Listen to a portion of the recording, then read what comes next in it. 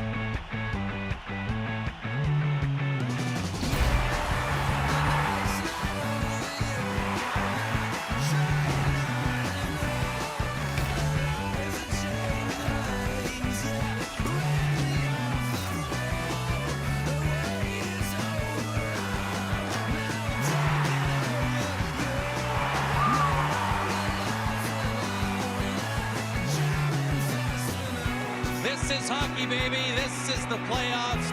You better be prepared.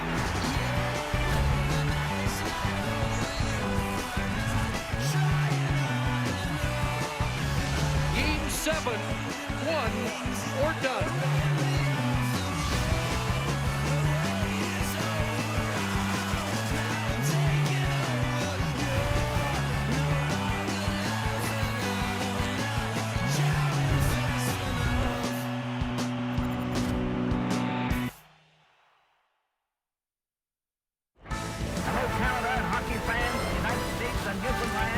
This is Hockey Night in Canada on Sportsnet.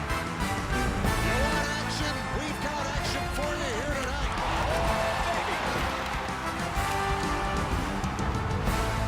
He's got a stick. He's in. Scores! Absolutely amazing.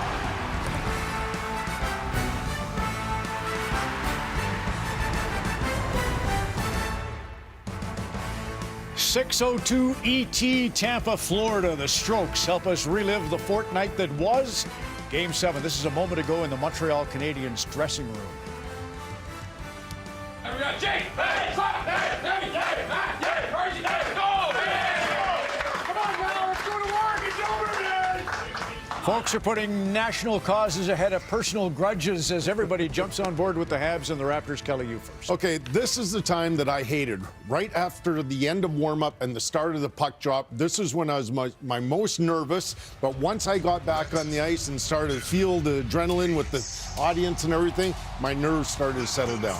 The kids have led Montreal all year. Martin St. Louis says he's watching Seinfeld Season 4, Episode 18, The Old Man.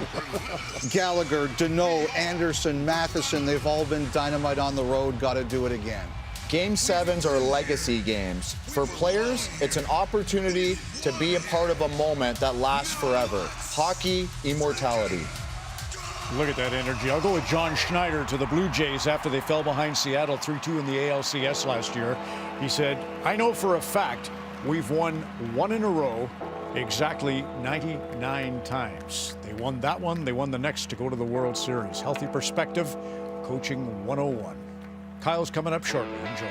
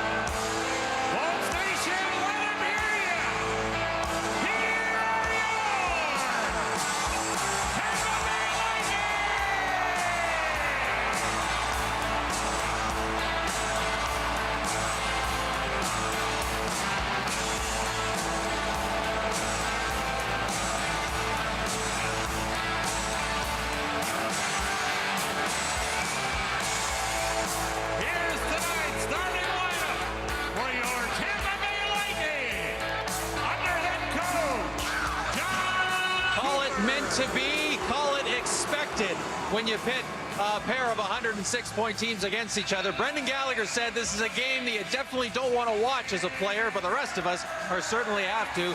The pressure has built over the last 2 weeks between the Canadiens and the Lightning by way of how close the games have been, by how many have gone to overtime, and how both have refused to give in to the either side. The compression of belief at some point, though, can no longer be contained. Something has to give here tonight in Game 7. You don't have to walk down the hallway to the Tampa room far to be reminded of how Martin St. Louis delivered in the biggest moments as a player. Now he's all about doing that from behind the Montreal bench. 6 one-goal games, 1 more to go, as John Cooper reminded everyone in Montreal. 1 win away from the second round. It's Game 7, Canadiens and Lightning.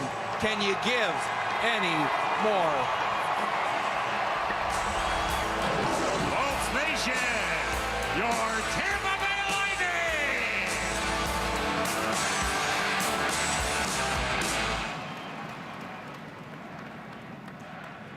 And now, please welcome Amanda Breivogel as she performs the Canadian National Anthem.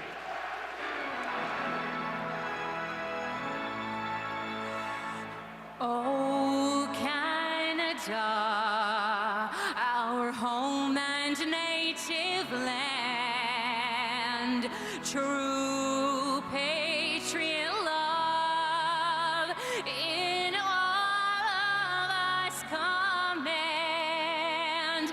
With glowing hearts we see thee rise, the true North strong and free.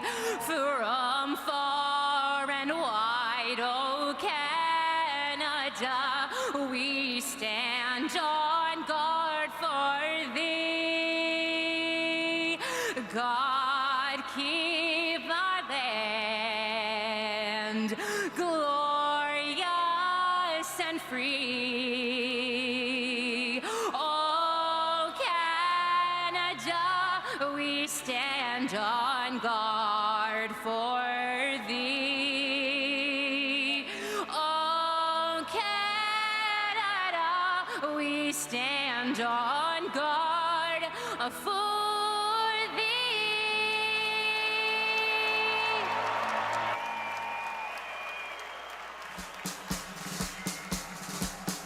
And now, with the presentation of our nation's colors, please welcome the Hillsborough County Fire Rescue Honor Guard.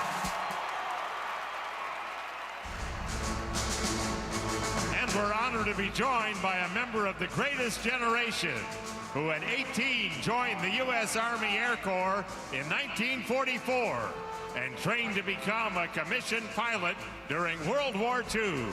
Just last month, he celebrated his 100th birthday. Tampa Bay, please welcome and salute Private First Class James Wiley.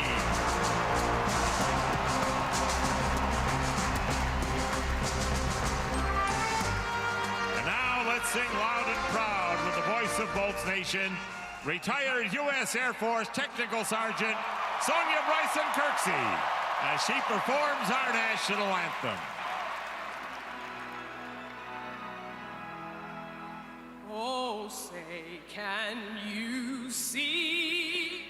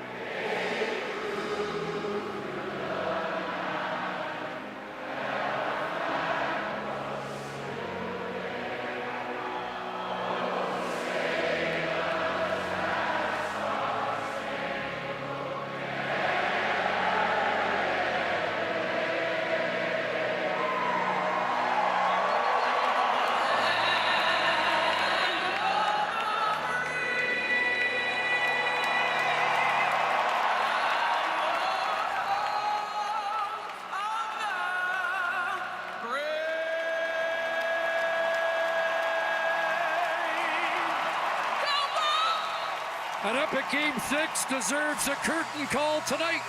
Game 7 in a classic series, which has featured 6 one-goal games, 4 overtimes, 4 road wins. Canadiens and Lightning will settle the score tonight, with Buffalo waiting in the wings.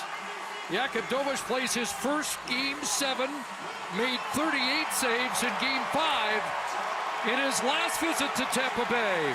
They were chanting Vasi before the game. Andrei Vasilevsky coming off his best performance of the series, a 30-save shutout on Friday night. And there is Noah Dobson, last game for Montreal, April 11th. For the first time in this series, the margins, Craig, have been paper thin. Who's going to be the difference maker tonight? Yeah, as you expect, getting to a Game 7, rarely, though, has it been this close. Equal amount of goals, a razor-thin difference between winning and losing, and gotta love a Game 7 atmosphere. And we always love the way the coaches handled the chess match. We are seeing a line from Montreal that did not take a line rush in warm-ups. Jake Evans centering Uri Slafkovsky and Ivan Demidov. Mike Matheson with the puck, he'll fire that the length of the ice. And an early icing call against Montreal. So the challenge here for Marty St. Louis is don't be too disruptive on the road. You know that this has been equal chess match between head coach and the matchup game. Marty St. Louis hasn't had his top line get on the goal mark in 5-on-5. You know John Cooper's going to continue to pressure it. You just got to get your game into a little bit of a rhythm so that every player gets into their Game 7 mode. Corey Perry on the ice, a Game 7 hero for both these teams. As it's dumped down by Carrier, point out there along with Gensel and Perry. And coming up with the puck, it's fed back to the line, Matheson. And he'll play it across, Carrier towards the net, off the stick of Demidov. He'll swing it back, and now it's fired around to the near side for Perry, who deflects it out to center. And Suzuki will dump it back, and there is no adoption. And it is 12 forward, 6 defensemen, so they're confident Dobson can go the distance here. Josh Anderson on the ice along with Cole Caulfield and Suzuki. And here is Kucherov over the line, looking to get a return pass from Hagel. Kucherov from a sharp angle, putting it toward the net, getting his own rebound, trying to center, taken away by Lane Hudson. Here's Hudson to center, and able to fight off the check of Hagel to get it deep. Anderson on the puck. Nobody there to help out because Montreal was in the midst of a change. Off Kucherov and out to center, and played back. Dumped in by Carrier. Darren Radish. Bulldogs come on. Dooley gets it back at the line. A shot deflected. Vasilevsky had to close the wickets in a hurry. So early on, you got to think both teams, the mindset of get everything to the net, get that all-important first goal. Kucherov had 17 attempts in Game 6 in Montreal. He's got 14 of his 28 shots in the last 2 games. And if you're Josh Anderson, if he's going to continue, Chris, to play with Suzuki and Caulfield, you know you got to get in on the forecheck, get your body moving again. He's been really effective and punishing with the hits, and especially early on in a game, nothing gets you into a game in the atmosphere more than getting in on the forecheck and laying the body. He had 9 hits in Game 6. He scored in both of the first 2 games here in Tampa Bay. Here's Gergensons storming into the Montreal zone. Going to come around to Lilleberg on his backhand. He'll play it to Yanni Gourde, who has a game winner in a Game 7 that sent the Lightning to a Stanley Cup. From the corner, it's worked back to Lilleberg. Across to Dastu and back. A pass for Gourde doesn't work. Here's Hudson. Hit by Gourde. Gergensons along the boards. Nick Paul will fire it around. Paul, a Game 7 hero against the Toronto Maple Leafs in the last Game 7 win for Tampa Bay.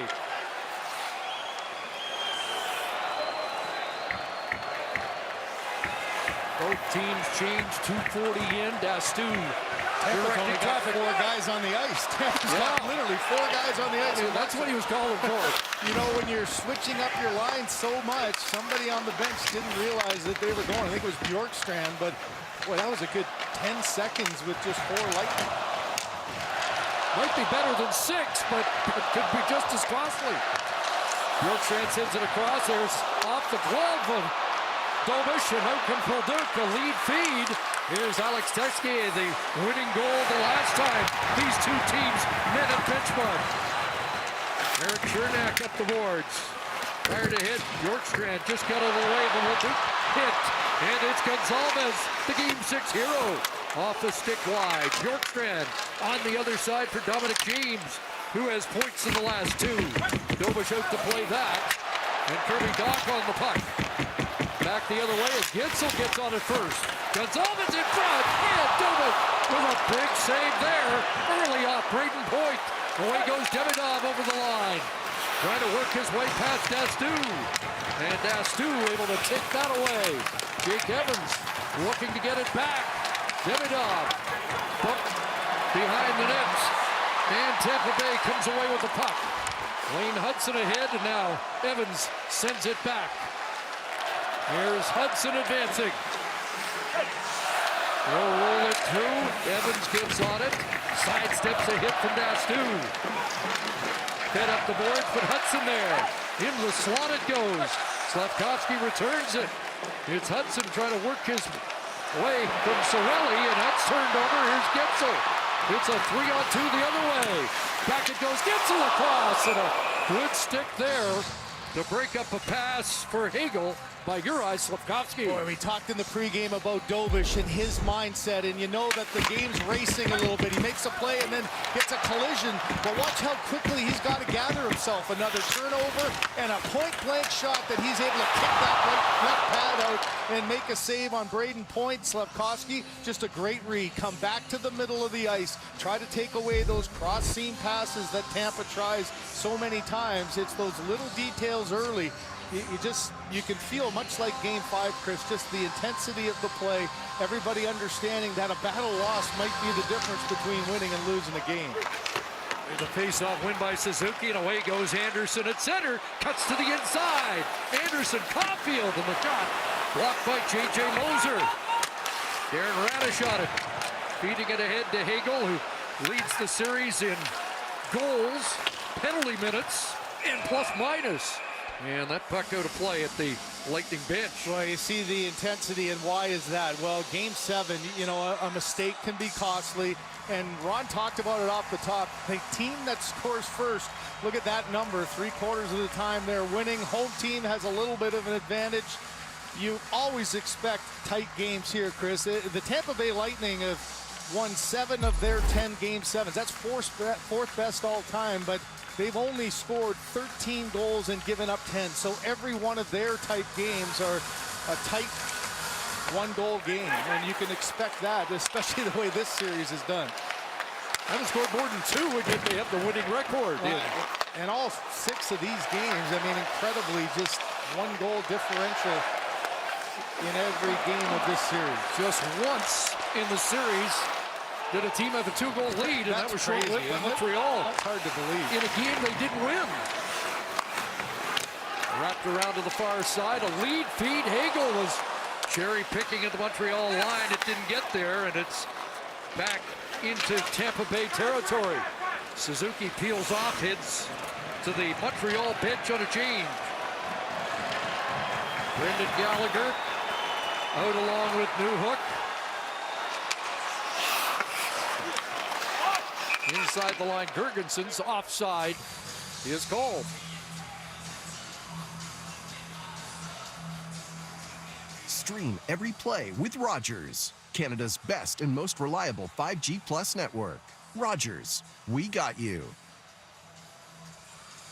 You got the veteran Gallagher a little like a bulldog going in there and chirping away. The linesman trying to get in the way. You remember his first game in this series, his first shift, 3 minutes into that game, he's able to score a goal and have an impact.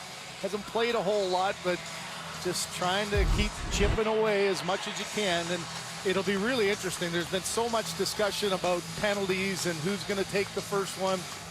24 power play opportunities for the Montreal Canadiens, 26 for Tampa. So even that, Chris, has been pretty even throughout the first 6 games.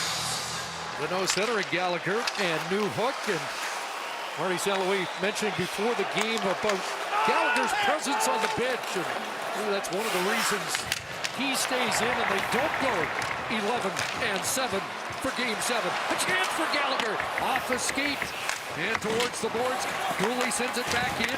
New Hook flattened, but got it back to the line. Hudson kept it alive. Now a loose puck retrieved by Girgensons. Chernak around. Hudson got there to hold the zone. A bouncing puck. He is cleared by McDonough. Ryan McDonough trying to win Game 7 for the 9th time. That would be a Stanley Cup playoff record. Nick Paul played it to the Montreal line. It gets past Dobson. Bjorkstrand after it. It comes around for Doc. Here's Kirby Doc ahead. That jumped the stick of Texier. He'll go after it against Lilleberg. Doc follows up. Along the boards, it comes loose for Gonzalez. And outstrides Lilleberg. Bjorkstrand will fire it in. Around it comes to the near side for James. Leaned on by Struble. Dobson there to try and corral the puck, and an outlet for Texier. Off the boards and out to center. Radish will send it back in. Mentioned the shot attempts at 17 by Kucherov. Radish had 17 shot attempts in Game 6 as well. J.J. Moser around for Cirelli. Man, he'll send it the length of the ice. That's an icing call against the Lightning. Well, the Canadian Elite Basketball League tips off with Winnipeg against Edmonton. Catch the action Saturday, 3:30 Eastern on CBC and CBC Gem. So you know the importance of face-offs, and it's been dominated for the most part for Montreal, 56% on this series. And in these types of games, Chris, one icing might be the difference, winning a draw and creating a play.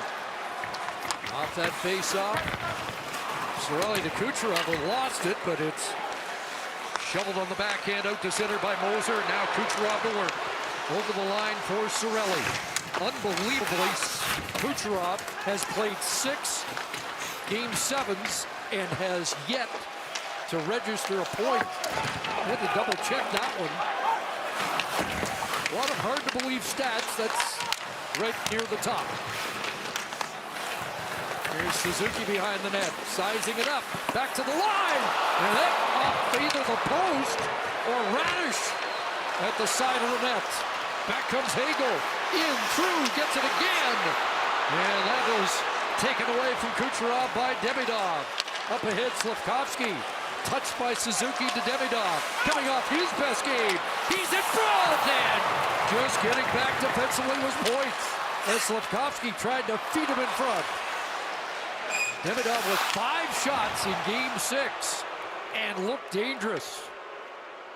Well, I think the key again is getting pucks to the front of the net with some traffic. This one almost works. Matheson, just a knuckler, but look at the danger. That hits off the side of Radish, somehow doesn't go in. You could see Vasilevsky try to read this, and how about this hand, Hagel trying to slide it through. That might have had a chance to get to Cirelli in all alone, but Matheson with a great stick defensively, able to knock that one away. Off the draw, a battle for the puck, and Canadians get on it. Slavkovsky knocked down by Chernak. Evans back to the line. It'll come across. Dobson fired it right on Vasilevsky. Hadn't been shooting the puck much until the last couple of days, Noah Dobson. Point! Top of the crease, stopped by Dobik. Nice touch there by Demidov, and away goes Slavkovsky. Staying on side is Evans. Slavkovsky off the post. Uri Slavkovsky looking for his first point since Game 1, and another shot right on. Testing Vasilevsky. Good start for number 20. Yeah, great little delay on the shot by Slavkovsky. He moved that puck about 3 feet laterally with the curl and drag. Fooled the defenseman to get it through. Almost fooled Vasilevsky, but off the post and out. 9.5 minutes in, and an icing call as the Lightning don't get to the red line. Well, you know the way this series started for Slafkovsky in grand fashion, the 3 power play goals. Watch how much he moves this puck around the stick of Littleberg, up and over the glove where they're scoring, and then gets a second chance in tight. You know you're going to get hit at times. Corey Perry comes back and takes the body, but 2 really good chances, and that's a good sign for a player who hasn't had a point in 5 games. You know that he's hungry to get something offensively. 7 shots in game 1, 10 shots since.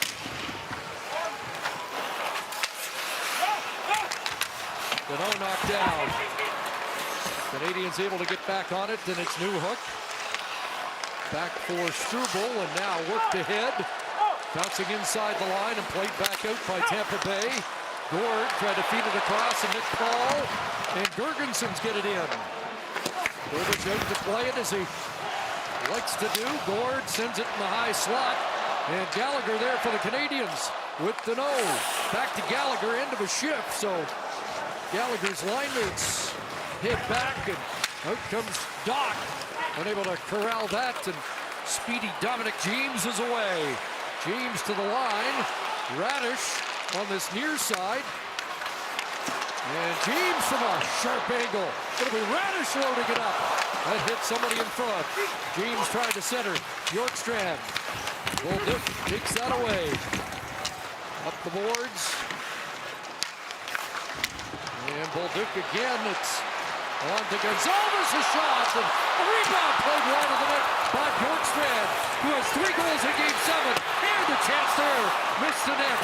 Moving up is Radish, and he fires that across the goal mouth. Pressure here by the line that scored the overtime goal. It's James in front again, still loose, and a stop there.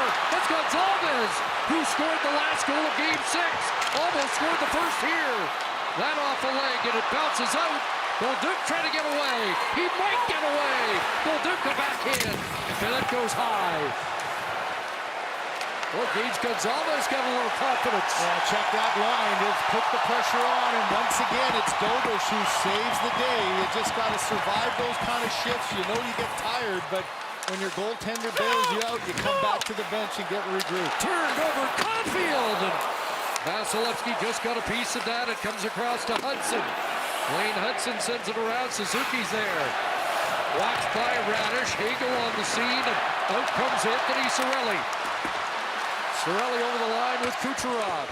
Moved into that center ice spot between Hagel and Kucherov for defensive purposes against the Suzuki line as Caulfield sends it back and makes a change. Hudson and winding it up again, Slafkovsky. Here he comes, sends that across. Nobody there for the Canadiens, and Gensel turns. Jake Gensel ahead. Braden Point goes after it.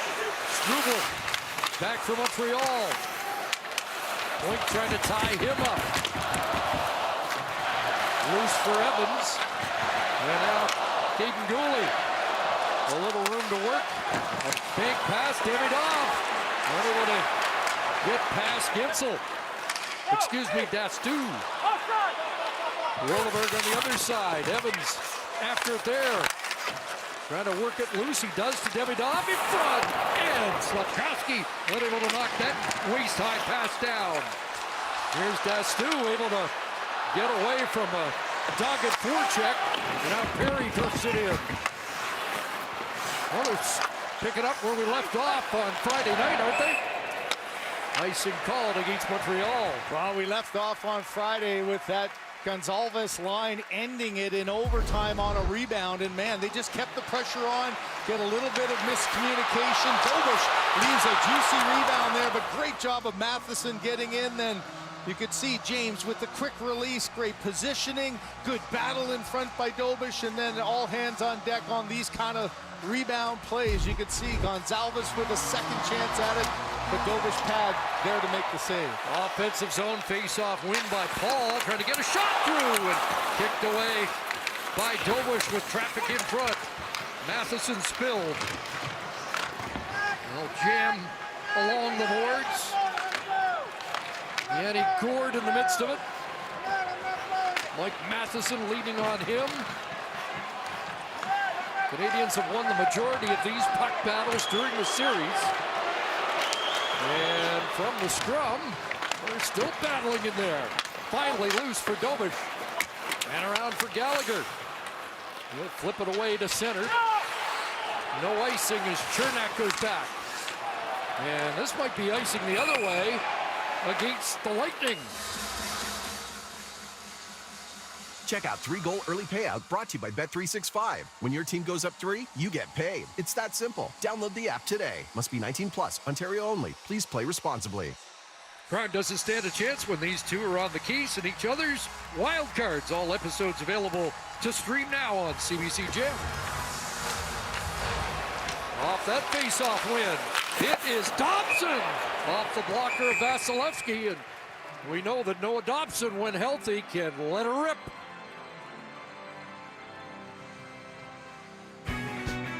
So just under 6 minutes left here in the opening period, awaiting the icebreaker in Game 7.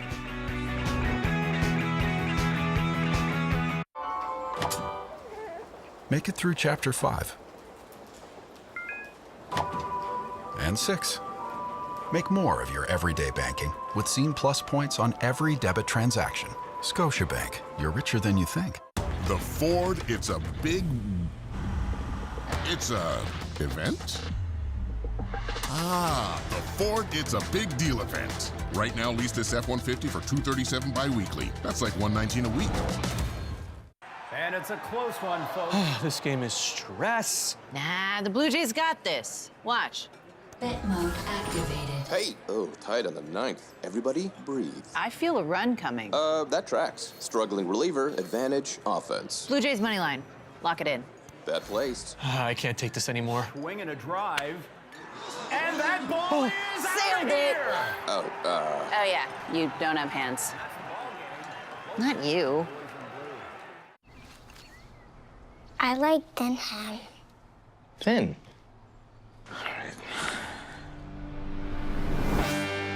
Big sliced, honey sweet. When all he wants is a different meat. Thin enough you can see right through me. I wanna make the sandwich of your dreams.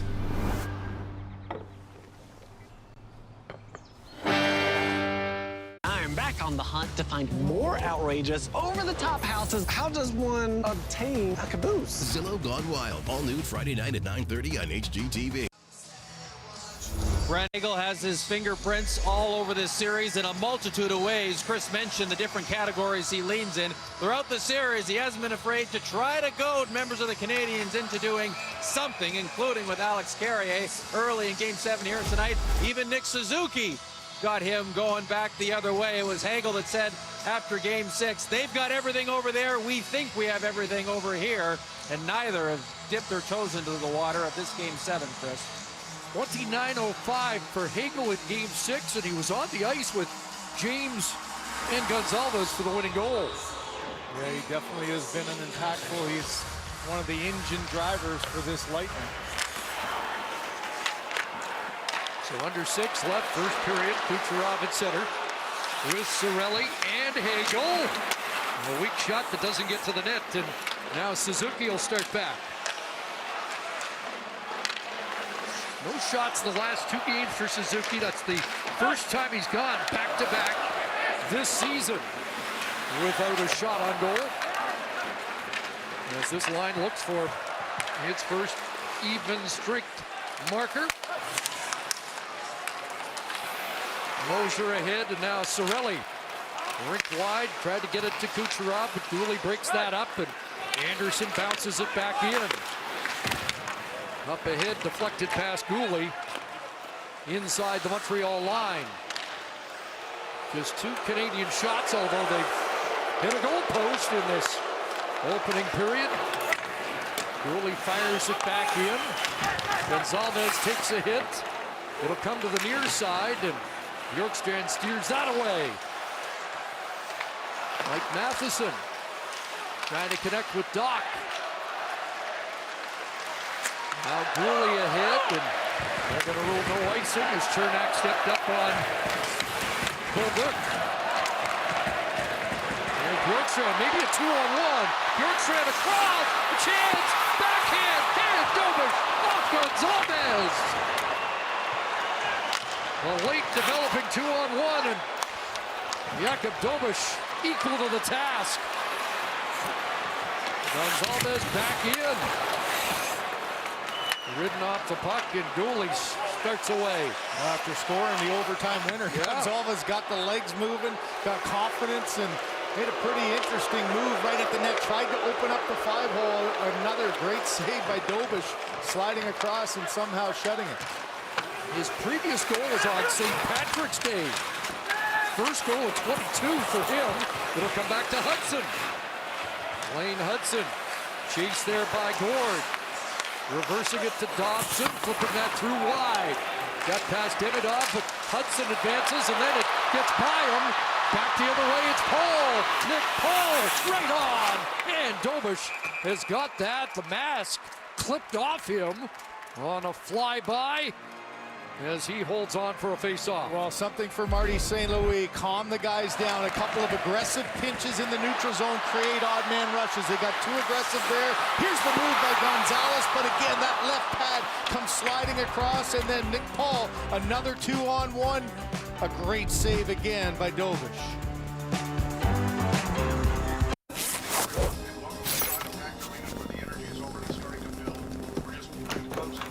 Enjoy the game at the game with free tickets from Scotia Perks. Scotiabank, you're richer than you think.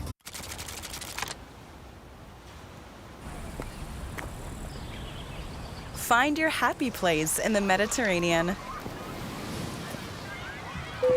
Nice travels. The Ford, it's a event? Ah, the Ford It's a Big Deal event. Right now, lease this F-150 for $237 bi-weekly. That's like $119 a week. So with Rogers Xfinity, you can pull up games, stats, and scores. Blue Jays. Springer Dinger. May I? Davis Schneider's mustache. It's beautiful. The technology is amazing. And it's a close one, folks. This game is stress. Nah, the Blue Jays got this. Watch. Bet mode activated. Hey, tied on the 9th. Everybody breathe. I feel a run coming. That tracks. Struggling reliever, advantage, offense. Blue Jays money line. Lock it in. Bet placed. I can't take this anymore. Swing and a drive. And that ball is out of here! Oh, Oh, yeah. You don't have hands. Not you. Martin St. Louis said before the game today that he's learned a lot about Jakub Dobish this season, but really pointed to coming out of the Olympic break, how he played, not just what he said, but his action showed a guy that was not willing to give up the net, that wanted more games as they got more important. Part of an elite list now in franchise history, a rookie goalie appearing in Game 7. So far through this first period, he has stood his ground in the Montreal crease, Chris. Can you imagine trying to join the likes of Dryden, Plante, Price, and Waugh as Montreal netminders who have won a Game 7?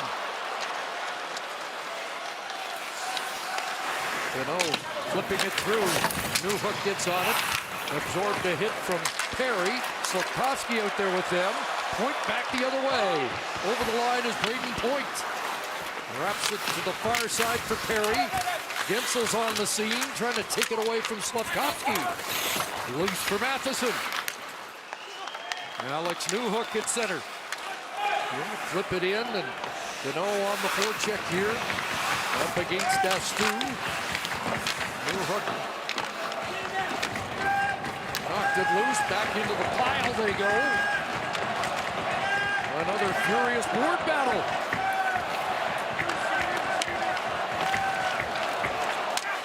And it comes loose. Newhook's got it in front, and Vasilevsky rebound, and that knocked wide. Two great carrying chances. And Vasilevsky able to come up with his best moment. Well, he had all 5 Tampa players in that corner. Really 8 of the 10 players on the ice. all in, could have put a blanket around him, and when you get that quick little turnover, that creates an opening. And, you know, fortunately, a little delay there for Carrier. If he's a left-handed shot, it's a real quick one-timer, but a nice job of Newhook, and then just had to turn his body. And, you know, Carrier's not a goal scorer by trade, but he had to get that quick shot, couldn't quite get the rebound, but you saw how aggressive Vasilevsky was, came out, took away the angle, and made one good save. Puck batted out to center off the glove of Caulfield, and the Lightning regroup here with Radish at the Canadiens line, rolling it through. Hagel, a pass knocked off the stick of Cirelli, and Kucherov had it knocked off his stick as he was about to pull the trigger. Back comes Suzuki, working his way in, trying to get it across, and then off a stick high. Caulfield brought it down for Gooley. In behind the net, Suzuki on the forecheck, and Anderson on it. Here's Anderson trying to center. That's denied by Radish. To the line for Gooley. Sends that off the in glass. Caulfield trying to get it back against Moser. 90 seconds remaining here in the opening period. Shots 9-3, Tampa Bay, but Montreal threatening here. Scores on a deflection, and Montreal has struck first. The end result is a double deflection. Great deflection by Suzuki, and then off the body of Moser in front. But this is just good hard work checking in front. You've got all the bodies there, and it's Anderson who keeps it alive the first time. Gooley just throwing it towards. There's the deflection, and then off the leg of Moser. You saw the reaction of Vasilevsky. Another great example of never a bad play to get the puck on net. No chance for Vasilevsky. Bad break for Moser. But Chris, it's the forecheck and winning the puck battles below. It started with Caulfield in that scrum. Anderson kept it alive, and then Gooley's shot ends up off the stick of Suzuki, off the leg of Moser, and it's a one-goal game. First goal of the series for the captain. Couldn't come at a better time. And the Canadiens strike first at 18:39 of the first period in Game 7. Gonzalez bumped by Demidov, and it's sent back in by Jake Evans. Gooley and Anderson get assists on the opening goal of Game 7. Off Bjorkstrand and deep. Thought the icing was waved, but no, the net's no, off. The net's off. Yeah, so that's and the forecheck there. The question is, not sure if Montreal gets to change or not on that play. They knocked it off at the other end. But for Nick Suzuki, hadn't had points in his last two, Chris, and he only had twice this season in his 101-point year where he had no points in 2 games. Well, he's stopped it at 2 here in the all-important Game 7. Couldn't be a better start for the Canadiens getting their captain on the board. A little 5-on-5 goal, their first one as a line. And flashbacks of that great deflection goal at the Olympics for Nick Suzuki. 1-0 Canadiens. Looks like they brought a couple ringers. Nice stick. Is that antique? I'll take that. Come on, Dougie, you got a back check. Garbage day. Now you can finally drink out of a cup. The Ford, it's a event? The Ford, it's a big deal event. Right now, lease this Explorer for $258 bi-weekly. That's like $129 a week. Oh, please welcome friend of the pod, Ty. Please tell me you did not start a podcast? People gotta hear my takes. No, people gotta go with the score. Bet mode activated. Oh, D-Pair's tired. Shots are really piling up. My gut says overtime, folks. What? No. New York's got this. Lock it in. Bad placed. Yeah! We called it! Oh, let's check in with the chat. Mom! You can't say that. With Rogers Xfinity Internet, my whole house is ready for baseball. So this is where I buy all my memorabilia. Boom! Just got Clement's childhood glove. Mom. She's really come through for me. And this is where I stream everything. Sweet setup. It's all for you guys. Michael, what is this? Oh, yeah. That's where I keep my modem. Get Major League Internet with Rogers Xfinity. Yeah, Wi-Fi is just pouring out of that thing. Nick Suzuki and Cole Caulfield have been nearly attached to the hymn since Caulfield reached the NHL. A number of summers ago, they were on a bachelor party trip for one of their mutual friends. At one point, the two separated from the group and ended up at an establishment where they talked about their future in Montreal. The team was far from contending then, but they just talked about the dream of bringing a Stanley Cup to that city, wanting to be the guys with the puck on their stick in the big moments. Suzuki said the dream feels closer than ever now. Wasn't on his stick for long, but what a time for the captain's first goal of this series, Chris. 14th career Stanley Cup playoff goal for number 14. And why you have to be patient through a series. You get frustrated. You're coming off a 101-point year. Yeah, you're getting some points on the power play, but you know you've got to put the puck in the net. I would say the same thing from the Tampa side of Braden Point here. He's got one goal in this series, a power play goal, and he's been a guy that you think of success for the Tampa Bay Lightning throughout their 2 Stanley Cups. It was Braden Point with 14 goals in just 20 in those games of the 2 Stanley Cups. He led the 28 goals in those 2 cups to win, and he has had a frustrating year. He needs to try to come to the forefront here for his team in a Game 7. You mentioned the 14 in back-to-back years. He has not scored more than 2 in the last 5 playoff seasons. That's really been the challenge for the Lightning, right? It just hasn't been the same. They're on the verge here trying to stay alive after being eliminated in the first round the last 3. Under a half-minute remaining here in the opening period as Deneau gets on the puck. Had one hand on it as he got tied up by Moser. Sent away off the skate to Matheson. And Carrier for Suzuki, who settles back in his own zone. Lightning are changing, so there's some time here, and they would be happy just to let the clock run out here in this opening period. Carrier to center, sends it around, and that will do it for the opening period. Nick Suzuki, the goal. They stopped the shutout streak of Andrei Vasilevsky at 97 minutes and 33 seconds. Lightning had their chances in the first. The shots were 9-4 in favor of Tampa Bay, but Suzuki from Gooley and Anderson at 18:39.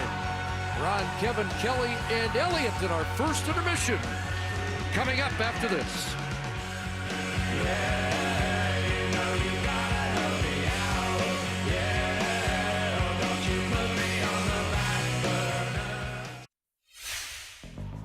At Cal Tire, we say stop.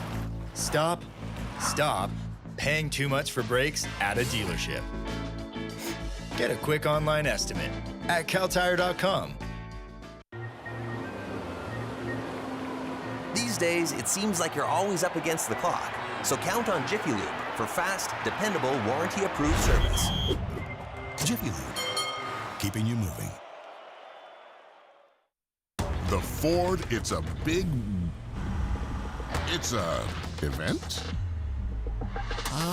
The Ford, it's a big deal event. Right now, lease this F-150 for $237 bi-weekly. That's like $119 a week.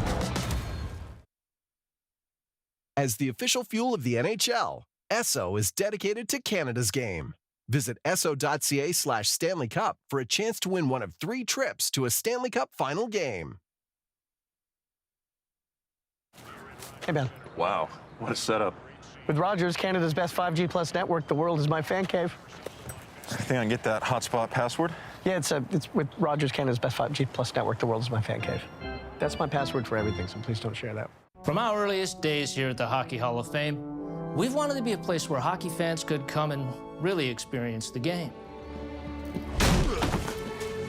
Some would say we were interactive before interactive was interactive. Now, did we make some mistakes? Maybe a couple, but we think we've really nailed it this time. Shoot it, save it, call it. Only at the Hockey Hall of Fame. Oh, please welcome friend of the pod, Ty. Please tell me you did not start a podcast? People got to hear my takes. No, people got to go with the score. Bet mode activated. Oh, D-Pair's tired. Shots are really piling up. My gut says overtime, folks. What? No. New York's got this. Lock it in. Bet placed. Yeah! We called it. Oh, let's check in with the chat. Mom! You can't see that. So I'm looking at you mainly, or am I looking at the camera? Okay, you're gonna tell me, and then I'm gonna look in the. Okay, so I can't say what the is that. Easy to use interface. What is this for? Don't I have a mic on? Rentals.ca, your place for apartments, houses, tree houses, you name it, they got it. You know, the script's not great. The Ford, it's a event? Ah, the Ford, it's a big deal event. Right now, lease this F-150 for $237 bi-weekly. That's like $119 a week.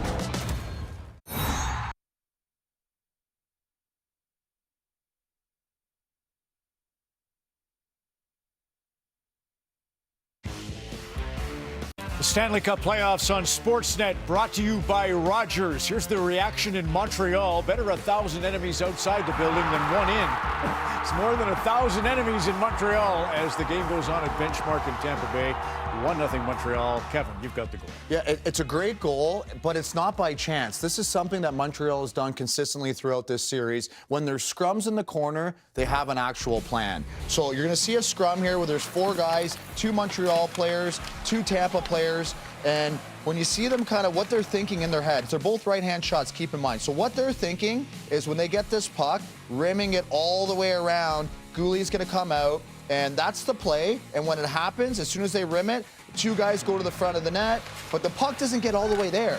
So Anderson will actually come over here and help get that up to the point. But then again, you'll see 2 guys in front for Montreal, and it's a shot tip. They know the puck's coming, so they rim it around to lefty Gouli, and then they sprint to the front of the net, and Gouli has to get this puck to the net with 2 guys there. It's a great tip by Suzuki, and then obviously a great bounce off of Moser. That is the plan off of these scrums for Montreal. So the thing I liked the most about it after was you knew Tampa was going to try to come back big. Montreal gave them really nothing after that shift. And you always wonder, does the other team, especially the home team, take the momentum back? When you have a young team, do you lose your focus? Nothing like that from Montreal like that. Well, Dobish was great again. He was perfect on 9 saves. He's now stopped 35 consecutive shots in the first period, dating back to Game 3. Thanks for that smile, Ron. And take a look at some of his work here in the first period. I thought Tampa had some good chances early. Here was the first chance by Kucherov, and first chance of the game. What a clever little shot. Dobish was all over that. He gets tied up a couple times in this first period, though.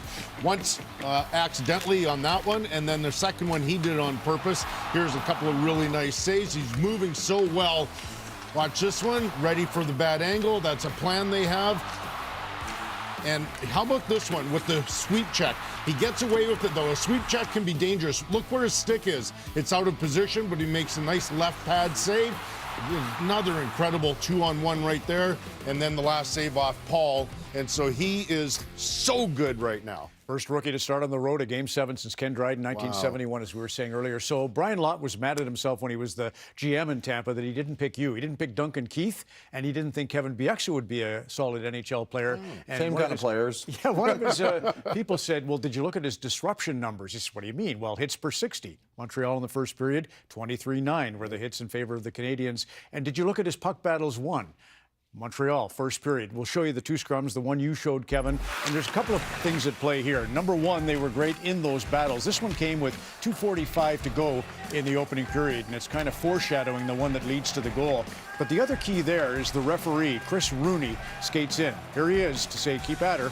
The 2 veterans, Wes McCauley with 224 playoff games and Chris with 187. That's 411 combined playoff games. And that helped Montreal, not that they meant it to help them, but it did. And there again, great positioning by the official and a great goal. Can I just say something? You talk about puck battles won. Like, that is something that the Troy players said that Scotty Bowman used to keep years ago was, I know who won that battle and who didn't.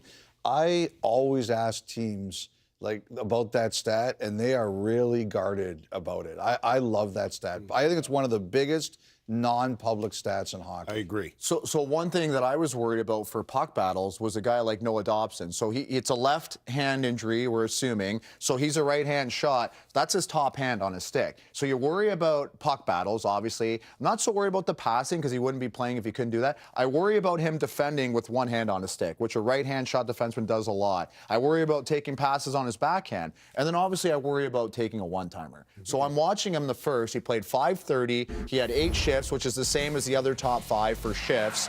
And he answered all my questions. Watch him take this pass on his backhand. With an injury to your hand, when you rotate your wrist like that, sometimes it exposes the injury. He does that no problem. Watch him one hand on his stick. The poke check. That tells me that the left hand is strong enough to be definitely playing. And then we saw 2 bombs, 2 one-timer bombs. They switched off the face-off. They flip-flopped, looking for this one-timer twice, and he pounded it.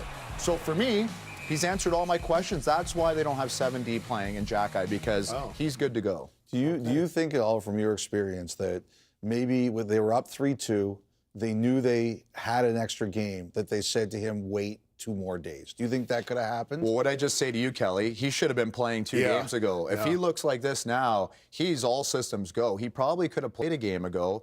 And I understand your thought, Elliot. That's exactly what I would do. I would wait him. We got another game. We don't need to force him yet. Okay, we talked about Slafkovsky in warm-up and the impact he can have in the game, and I thought his first period was brilliant. Now, he didn't get any points, but watch how you can impact a game. So there's Slafkovsky inside the blue line. What's he going to do? Comes back hard, reads the play, and so not offensive, but just a great defensive play. And I know Dobish was really happy to see that one. Now, we're going to take this one where Craig Simpson said, look how far he's going to change the angle. And in this case, it's going to be 7 feet. And he gets off a great shot. I'm not sure if Vasilevsky gets any of that, but it goes off the post. You can see once again, just a terrific angle. Changes it, gets a little bit of the glove, I believe, and this is on the same shift.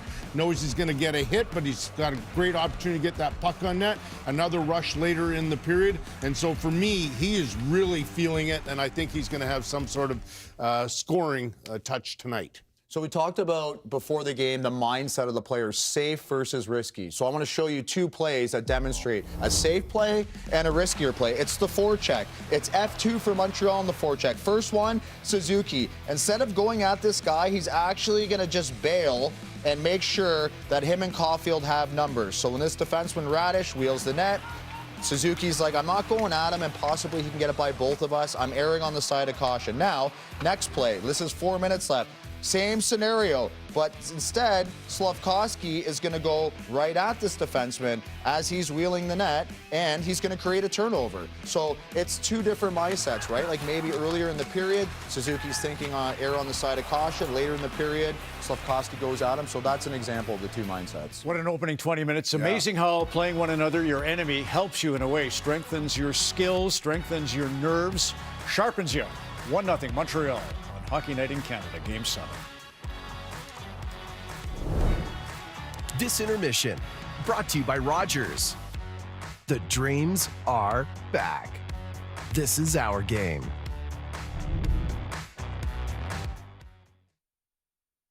Only few play hockey the hard way, the selfless way, the Canadian way. They are the real ones, and they drink a real good beer. Real ones now. Sleeman, proud partner of Hockey Canada.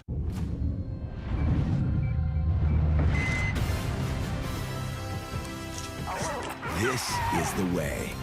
Enter for your chance to win with Orville Redenbacher. The Mandalorian in Grogu, only in theaters May 22nd. With Rogers Xfinity Internet, my whole house is ready for baseball. So this is where I buy all my memorabilia. Boom! Just got Clement's childhood glove. Mom. She's really come through for me. And this is where I stream everything. Sweet setup. It's all for you guys. Michael, what is this? Oh, yeah. That's where I keep my modem. Get Major League Internet with Rogers Xfinity. Yeah, Wi-Fi is just pouring out of that thing. And it's a close one, folks. This game is stress. Nah, the Blue Jays got this. Watch. Bet mode activated. Hey, tied on the 9th. Everybody breathe. I feel a run coming. That tracks. Struggling reliever, advantage, offense. Blue Jays money line. Lock it in. Bet placed. I can't take this anymore. Swing and a drive. And that ball is out of here. Oh, Oh, yeah. You don't have hands. Not you. The Ford, it's a event? Ah, the Ford, it's a big deal event. Right now, lease this F-150 for $237 bi-weekly. That's like $119 a week. The Ford, it's a event? Ah, the Ford, it's a big deal event. Right now, lease this Explorer for $258 bi-weekly. That's like $129 a week. I'm back on the hunt to find more outrageous, over-the-top houses. How does one obtain a caboose? Zillow Gone Wild, all new Friday night at 9:30 on HGTV. The Stanley Cup on Sportsnet. Brought to you by Rogers. And presented by Instacart. Tuesday, the draft lottery, Cinco de Mayo, and somebody's heaven. It's 7 o'clock Eastern, 4 Pacific here on Sportsnet. As you look at what we have on the go this evening, 2 Game 7s, of course. Fans can catch all the Game 7 action from the NBA and the NHL tonight without flipping back and forth. Just use Rogers Xfinity Multiview. The Rogers Xfinity customer just has to say Multiview into their voice remote, and then they select Raptors and Canadiens and get both all on one. That's unreal. Screen. Isn't that crazy? Really cool. Nick Suzuki has the go-ahead goal. Multiview goes in tight.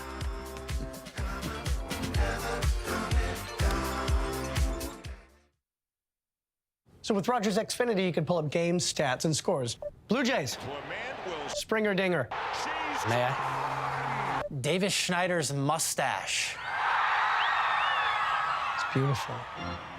The technology is amazing. Instacart lets you choose your bananas. Get them just how you like. I can go for you. You don't go up the stairs. I just need more lift. No, what a time to be alive. I'm okay. It's Miller time. When the clock seems to slow down. And to appreciate it, Miller Lite's got great taste and all 90 calories. It's Miller time. The Chevrolet Bolt is back with faster DC charging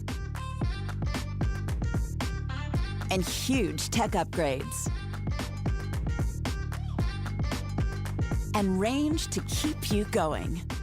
Oh yeah, the Bolt is so back. On most Bolt models, eligible customers can claim up to $5,000 with the federal EVAP rebate. Plus, eligible Costco members get additional bonuses too. Hurry to your nearest dealership now. He's the CTO, Chief Tough Officer. He doesn't really do meetings. He does torture tests on glues and tapes. We don't always know what he's gonna do, but we know it'll be tough. He demands legendary adhesion. So when a product survives him,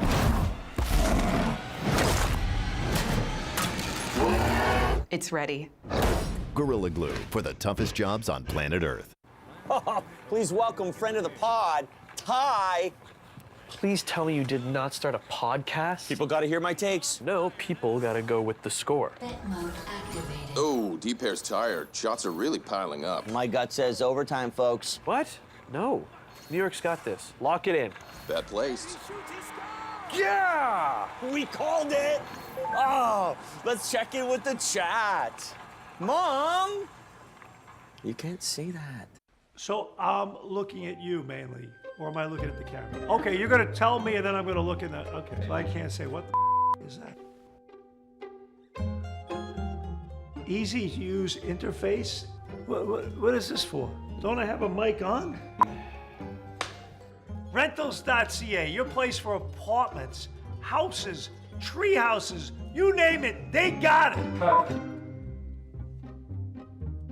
You know, the script's not great. I'm back on the hunt to find more outrageous, over-the-top houses. How does one obtain a caboose? Zillow Gone Wild, all new Friday night at 9:30 on HGTV. I'm the girl. Come on, boys. When it thrills, protects, and connects. That's the unmistakable feeling of a Mercedes-Benz.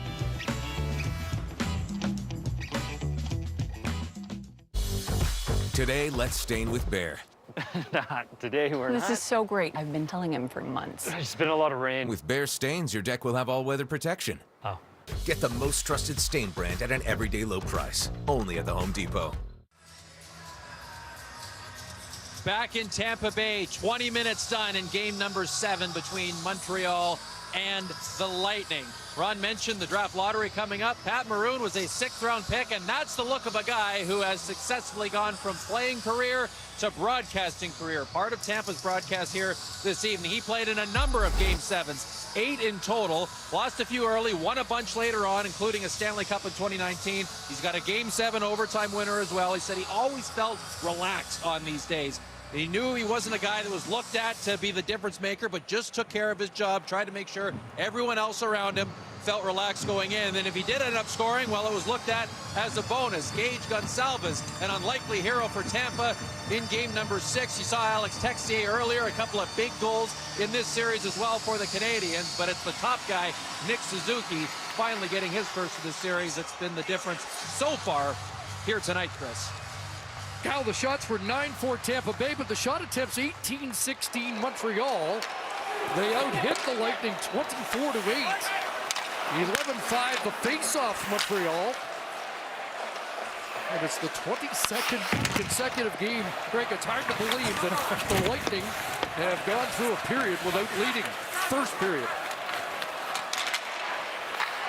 So the second period underway. Nick Paul with the puck, and Kyle mentioned unsung Game 7 heroes, or heroes at this time of year. Yanni Gourde certainly fits the bill for the Lightning. That's what playoffs are all about, isn't it? The unsung hero. You ask any team and any player that's been a part of a winning, cup-winning team, it just takes everybody up and down your lineup. There's going to be moments where somebody unexpected does something exceptional to get you through a tough moment.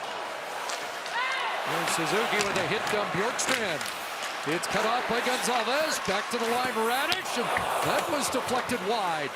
Gonsalves back on it. Hands it off to Radich. Slot! And Dobish with the stop, point blank. Off Bjorkstrand again! 2 in a row from the same spot.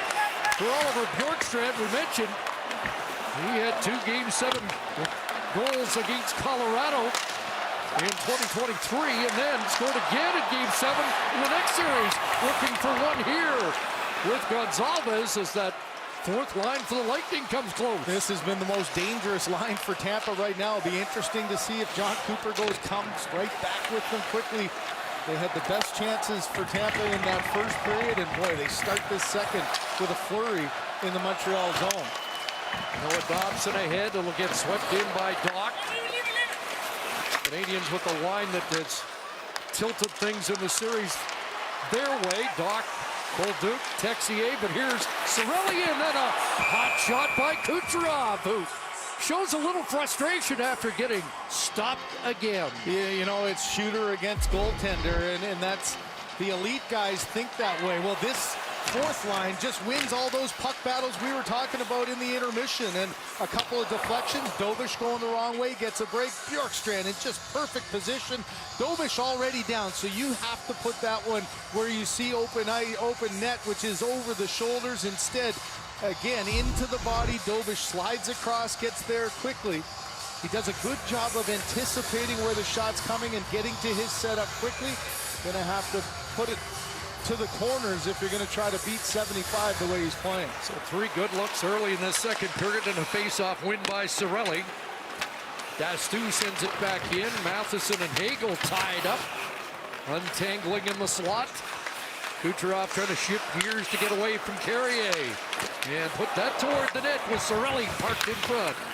Here's Wolleberg for Hagel, and now deflected out. The race for that. Jake Evans trying to catch up, but Kucherov on his horse to get back in a hurry. There's Wolleberg rink wide. Cirelli off his stick, and Matheson will take over. Played along the boards, and Newhook is there, but so was Hagel. Comes loose, loading up is Dastu. Hagel deflects that into the corner. Has it now, penalty pending. First of the game coming up. Vasilevsky's gone to the bench for an extra attacker. A much different Lightning team here early in the second period. It'll come midpoint to Hagel, back across, Dobich to stop. Rebound corralled there by Cirelli. Another shot, Stu, and finally touched up by Montreal. And the Lightning getting set to go to the power play. So how do you change a game around? You've had all intermission to get focused on a better start, and you stack shifts up, and that's what Tampa's been able to do. That fourth line comes out, gets pressure, first line comes out, and then this line just continues the offensive zone time. And there's the interference call, trying to drive to the net. If you saw the shot earlier, Cirelli was right parked in front of Dobich. So Matheson reading that, knowing Cirelli's going to the net, tried to impede him and ends up getting the first call of this game. And on the heels of 3 really good shifts by Tampa, they get an opportunity where they couldn't get it, Chris, in Game 6. Had their chances to end the game before overtime with a couple of power play chances. 0 for 3 in the last 2 games. 2 for 11 on home ice in the postseason. Lightning looking to get even here as Braden Point swings it around to Kucherov on the far side. He'll play it back to the line. Radish. Kucherov and Radish with Gensel, Point, and now Hagel moves to the front of the net. Kucherov on it, sends it across, and Dobich gets across and takes it away from Karen Radish. So Dobich had an anxious moment there. He was trying to get across to take that far side away, and he almost moved too quickly as this shot from Radish comes back to the front of the net. Look at his little adjustment there. You've got to think, okay, he's going to the far side, and there was some room on the 5-hole, but Radish unable to find it. And you could hear the clunk on the goaltender's pads, and then, like he's done so effectively, Dobich gets the rebound. Kucherov and Gensel 4 power play assists in the series. Brandon Hagel with a pair of power play goals. They come up with the puck. This Point gets it to Gensel to the line, but nobody there. And Radish has to recharge the power play out at center. 4 minutes into the second period, and now the shots are 15-4 in favor of the home team, looking to equalize. Coming up to the first minute of this power play, Darren Radish, Nikita Kucherov. He'll swing it back. Hagel, glove stop, and a confident snag by Jakub Dobich. So the problem with that shot there is they get a cross seam pass, which they're trying to, but you want to get it more laterally across so that the goaltender, look at, there's nobody in front. It's an easy play, quick adjustment by Dobich. He slides on his legs first, then gets up into his stance, and he makes that one look easy because he's prepared, because nobody took his eyes away so that he couldn't see the pass across and get there quick enough. The A unit stays out. Jake Evans on this draw for Montreal, 5-0 so far, make it a half dozen. And the Canadiens get the clear. A good read off that face-off win, too. You had both the defenseman and the forward back to make sure you get control of that puck. They've had 2 shots so far on the power play. Pass cut off and swung back out to center. Kucherov knocked it in. They got a tag up. Radish was trapped. That gives Montreal a chance to send it ahead. Maybe think about an attack. Newhook just rolled it in deep, and they start to change. So the final 20 seconds of this power play, and Kucherov turns that over.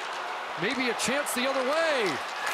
Here is Newhook in, and he draws a penalty. Dragged down, and Braden Point headed off. 11 seconds left in the Matheson minor, and then Montreal will get their first power play of the game. Well, you live and die with your best players, right? And Kucherov late in a shift, over a minute, just way too casual. A little stop-up, loses control. Now a lazy play that allows the Canadiens to go back the other way. And when you've got a forward back there playing defense, as Kevin Biek said, never trust a forward. They don't know how to defend, and so you attack when you can. Newhook, he wasn't worried about scoring. I don't think he really thought he'd get a chance, as he didn't have much speed to beat him. But you create an opportunity to get the power play after the next 11 seconds of 4-on-4. There's a frustrated Kucherov. We've seen that numerous times, and John Cooper's seen that numerous times over 14 years with him. So the Lightning with 7 straight shots since the Suzuki goal, but nothing to show for it. Now the Canadiens with the power play, and Noah Dobson out there with a power play. Well, he's going to go to the bench. And Lane Hudson will get it organized at center to the goal scorer Suzuki. A stumble there by Caulfield, but able to swing it across to the near side. Ivan Demidov into the middle, and Hudson able to reach to redirect that to Caulfield. Now Suzuki looking for Hudson, and that's broken up by Cirelli. Down the ice, and Hudson gets back defensively. You saw how quickly Hudson, he worried about his first 4 steps. Get the gap between Cirelli. Don't allow him any lane to get to that puck first. Demidov trying to work his way in. He goes down along with Willenberg, and the Lightning clear. I can tell you on that Tampa bench for John Cooper, you know you miss your chance on the first power play. This is an extremely important penalty kill for the Lightning here. Keep it at a 1-goal game. Get the momentum back that they started to have early. Suzuki slallomed his way in. Caulfield to the near side, but the Lightning are on that. Moser ahead. And Gord able to get that to the Montreal line. Slavkovsky trying to pull away from Girgensons.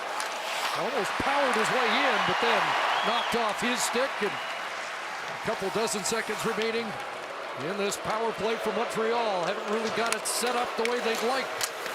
Hudson in, around Suzuki. Bumped there by Moser, back to Doc and across. Kirby Doc. Working his way in deeper, and back to Hudson. Suzuki this side. They go across for Demidov, and that broken up by Moser. And the penalty is over. Points come on. And here's Moser. Maybe an odd man rush with Point. Back towards Moser, and that pass doesn't arrive. Suzuki checked. Following up is Dobson, and Hagel takes it from him. A chance, Point. And that shot blocked. Here's Gensel. Dastu takes it in behind the net. Point trying to catch up with that. Darren Radish. Neither team capitalizing on their first power play, and that'll get covered by Dobish. So here's a shot by Braden Point, blocked by Nick Suzuki. $3,995 a month. That's what it costs to lease a John Deere 210V excavator from Brandt. Maximize your earning potential. Minimize your investment. Select in-stock units only. Bank on Brandt.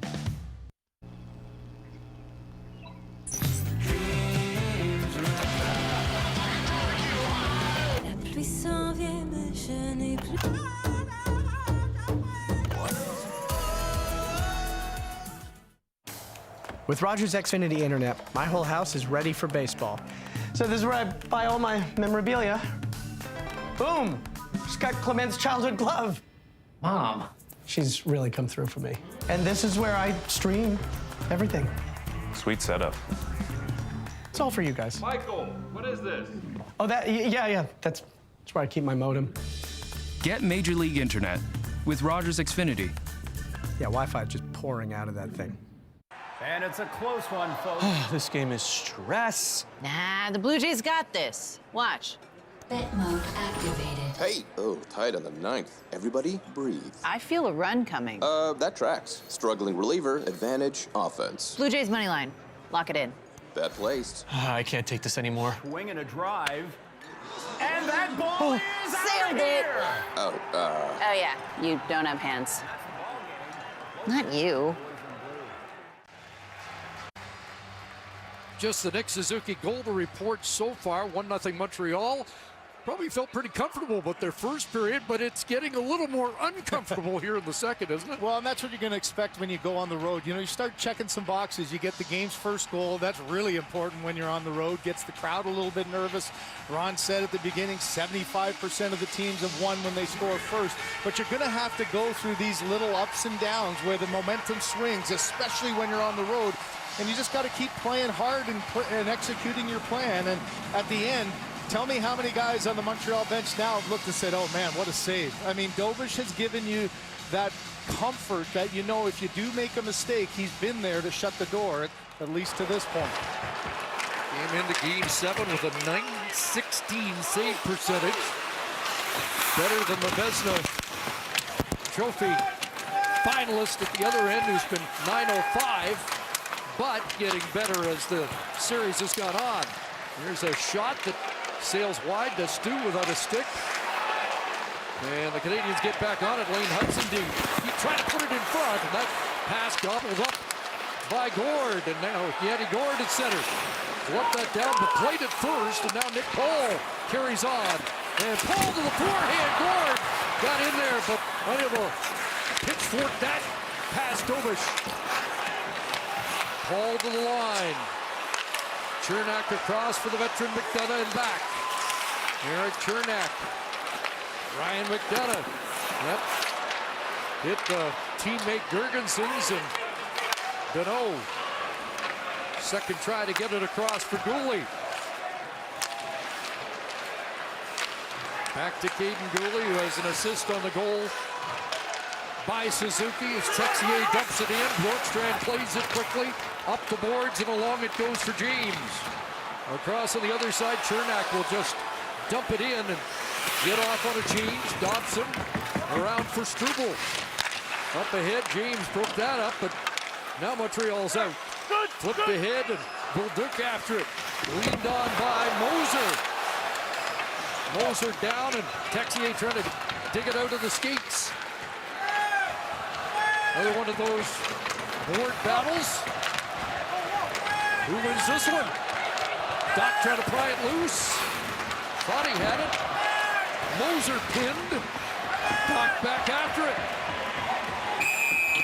And this time they'll whistle play dead. Old school held along the boards. Yeah, those battles mean everything, don't they? And, you know, you also think defensively how important it is. That next goal is so huge. Watch Yanni Gord just anticipates where this is coming, gets right into position. Newhook, as you saw to his left, was wide open if that play is made. Drive to the net, try to create a second chance, and there on the doorstep. The rebound was there, and Gord tried to get to it, but you know, that's again the element for Yanni Gord that John Cooper likes so much. One of the reasons they brought him back, just the versatility of playing those hard minutes and doing it at both ends. Well, Montreal's won 65% of the face-offs. They get an offensive zone draw here. Suzuki up against Anthony Cirelli in what has been a consistent battle throughout this series.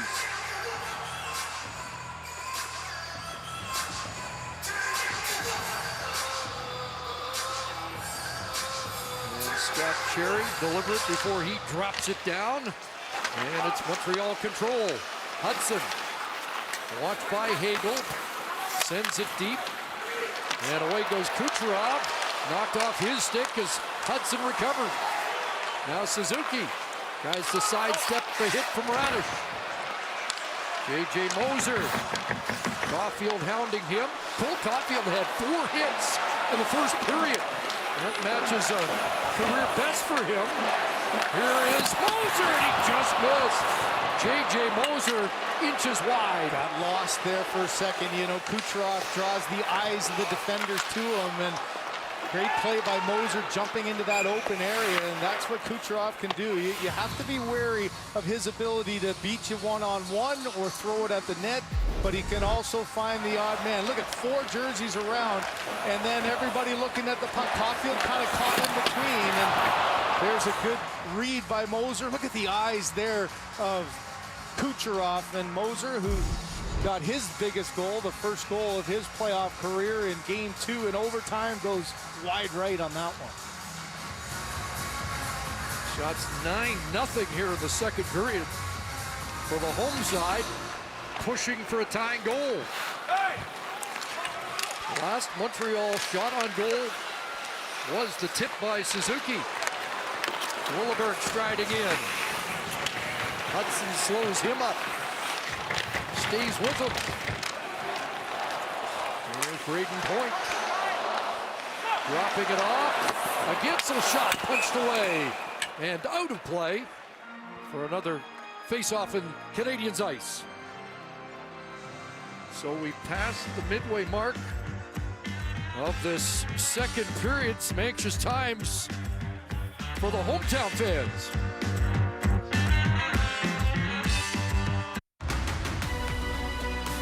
The GMC Sierra Pro Graphite delivers power and authority to find footing just about anywhere. GMC, we are professional grade. Looks like they brought a couple ringers. Nice stick. Is that antique? I'll take that. Come on, Dougie, you got a back check. Garbage day. Now you can finally drink out of a cup. Oh, please welcome friend of the pod, Ty. Please tell me you did not start a podcast? People got to hear my takes. No, people got to go with the score. Bet mode activated. Oh, D-pair's tired. Shots are really piling up. My gut says overtime, folks. What? No. New York's got this. Lock it in. Bet placed. Yeah! We called it! Oh, let's check in with the chat. Mom! You can't see that. With Rogers, Canada's best 5G plus network, I can share my favorite team with the world. We're live. Okay, what's up, guys? We have a wild episode for you today. Akamoto, can you say hi to my mom? Hi, Michael's mom. Mom, you gotta hold the phone like way further from you. Sorry. Okay, guys, this is where we got to. We got Go Jays on there. So you made that? Yeah. I did, yeah. A new viewership record on the stream. Oh, hey, look at that, 11. Yeah, old record was 2. Want to meet all of you. Shouldn't be that hard. Well, folks, it's not often we can show you all the shots on goal by one team halfway through a game. Here's the 4 shots on goal that the Montreal Canadiens have put. That's the last one, the tip there off the stick of Gouli and then the stick of Suzuki. And for Marty St. Louis, I think if you probably talk to him, 9:17 left to go, you're up by 1, but you're outshot 19-4. Hard to comprehend that game, but that's what a Game 7 will bring you. You never know what you're going to need, but I think there's no question, Chris, he feels they're defending a little too much here in the second period. Have to try to change that. That's over 12 minutes without a shot. And look who John Cooper starts. The line that has been his most effective. They've been the ones creating. It's not the Kucherov line. It's not a point line. It's this line of James Gonzalez and Bjorkstrand. Interesting because in the first 5 games with the Canadiens leading the series, the difference was Montreal's bottom 6 were outplaying the Lightning's bottom 6, but that has changed here tonight. Hey, when you get to 7th game, the trends really do start to change. And it says volumes, doesn't it, that you get an icing even here and John Cooper sticks with this group. You got to go in a game like this with a line that's had energy. They bring your bench up, and you hope that they can trap a line in here, and then maybe Kucherov or Point can come out on the back end of it with tired bodies and take advantage of it. We saw a couple of chances for Bjorkstrand earlier. Gonzalez has had a few grade A chances as well, but Montreal continues to win that face-off battle. And it comes out, we try and get it deep. That hit a leg, and right back in. Gage Gonzalez holding on, passing it back. Here's Ryan McDonough threading it through. Dominic James on the puck. Hands it back to McDonough. He'll pivot away and then lost the puck as Deneau there to take it back for the Canadiens. Got dumped. Play continues. And Matheson across and up by Demidov, and he did not touch it. So they're going to call icing once again. And so there is mission accomplished. You keep him in the defensive zone. Now, John Cooper, it's not out of the face-off where he started that line. Now he gets an icing, and his 2 top wingers anyways, in Hagel and Kucherov, come out with Cirelli. That's what the second period brings you, and that's the danger of having an icing at the end of a group that's been out for almost 50 seconds. Deneau digs in on the draw and controls. Wraps that around. Radish goes after it against Slafkovsky. Now it's Kucherov. Moser mishandled it and has to work his way back. Shadowed there by Demidov. All the way back, and now finds Cirelli. Back into Montreal territory. Cirelli stops it up. Radish for Kucherov. 2 shots so far in the game. Radish and Hagel stumbled there. Quick close by Matheson to take it away. And leaned on by Hagel. Following up Newhook. And he'll get it in to get the change the Canadiens were looking for. Under 8 left here in the second. Dooley around for Evans. Up ahead past Newhook. Charles-Edouard Dastou. And now Point off the boards. Corey Perry with a tip. Tied up there is Gensel, and that'll be a penalty as the clutches were on Jake Gensel. And once again, Tampa Bay gets a power play. Yeah, that was a little bit of a crowd call, it felt like. You know, Kucherov, watch the play he makes on Lane Hudson. You know, Hudson's trying to get inside position. Well, here's the play as Matheson does a great job. A good non-call there. That's stick on stick. But after it comes here, watch the pull down. Just a little tug on the left arm as Gooley's falling right there. Grabbed underneath the elbow, no question about that. It was a delayed response. The official on the back end, I'm not sure if it was Wes or Chris who put his arm up, but earlier Kucherov gave a nice little pop to Hudson when he tried to make the play on him there, and Hudson felt that one. So a second power play coming up for Tampa. So high volume of power plays and penalties early in this series, not as much in the last couple of games.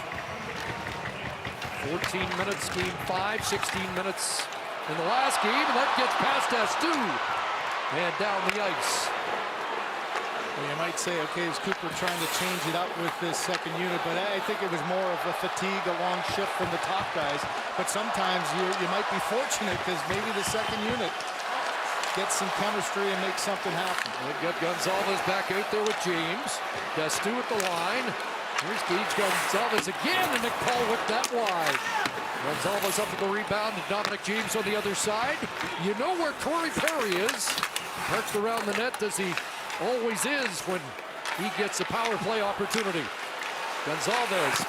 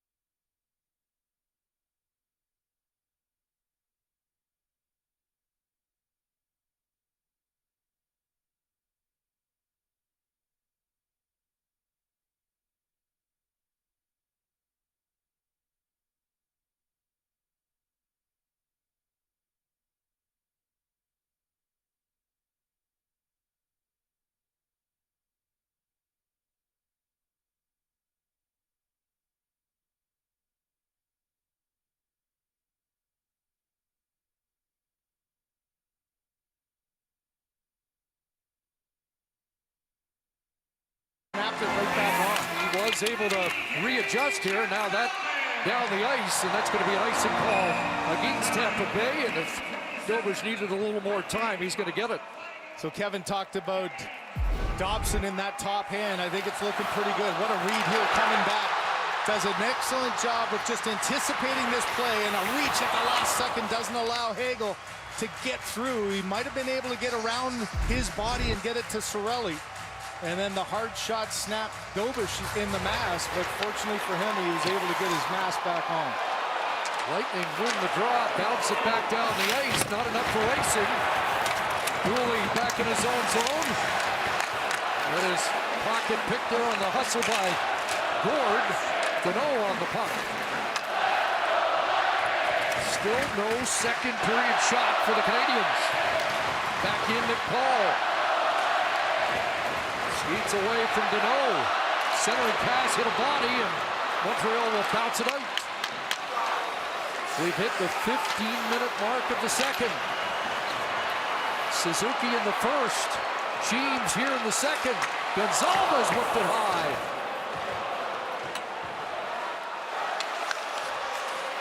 James Gonzalez right back out with Bjorkstrand. Here's Slavkovsky. Reversing it. Too many men. Too many men on the ice. Oh, what a mistake for Tampa there. They got complete control. They had a chance to make it a 2-1 game, and just a little mishap. A coach's worst nightmare, and especially at a key time like this. Tampa Bay's got a bench minor penalty for having too many men on the ice. So the game tied off the stick of Dominic James.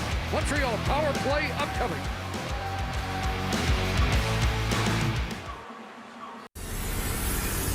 Meet our Chief Tough Officer. He does extremely tough tests. So when a product survives him, it's ready. Gorilla Glue for the toughest jobs on planet Earth. It's Miller time.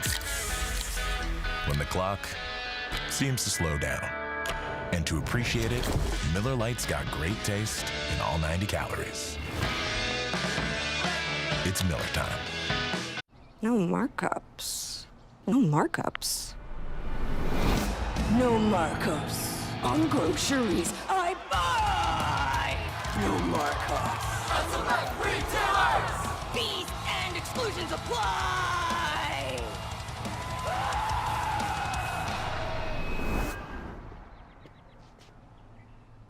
Kids! Kids, lunch!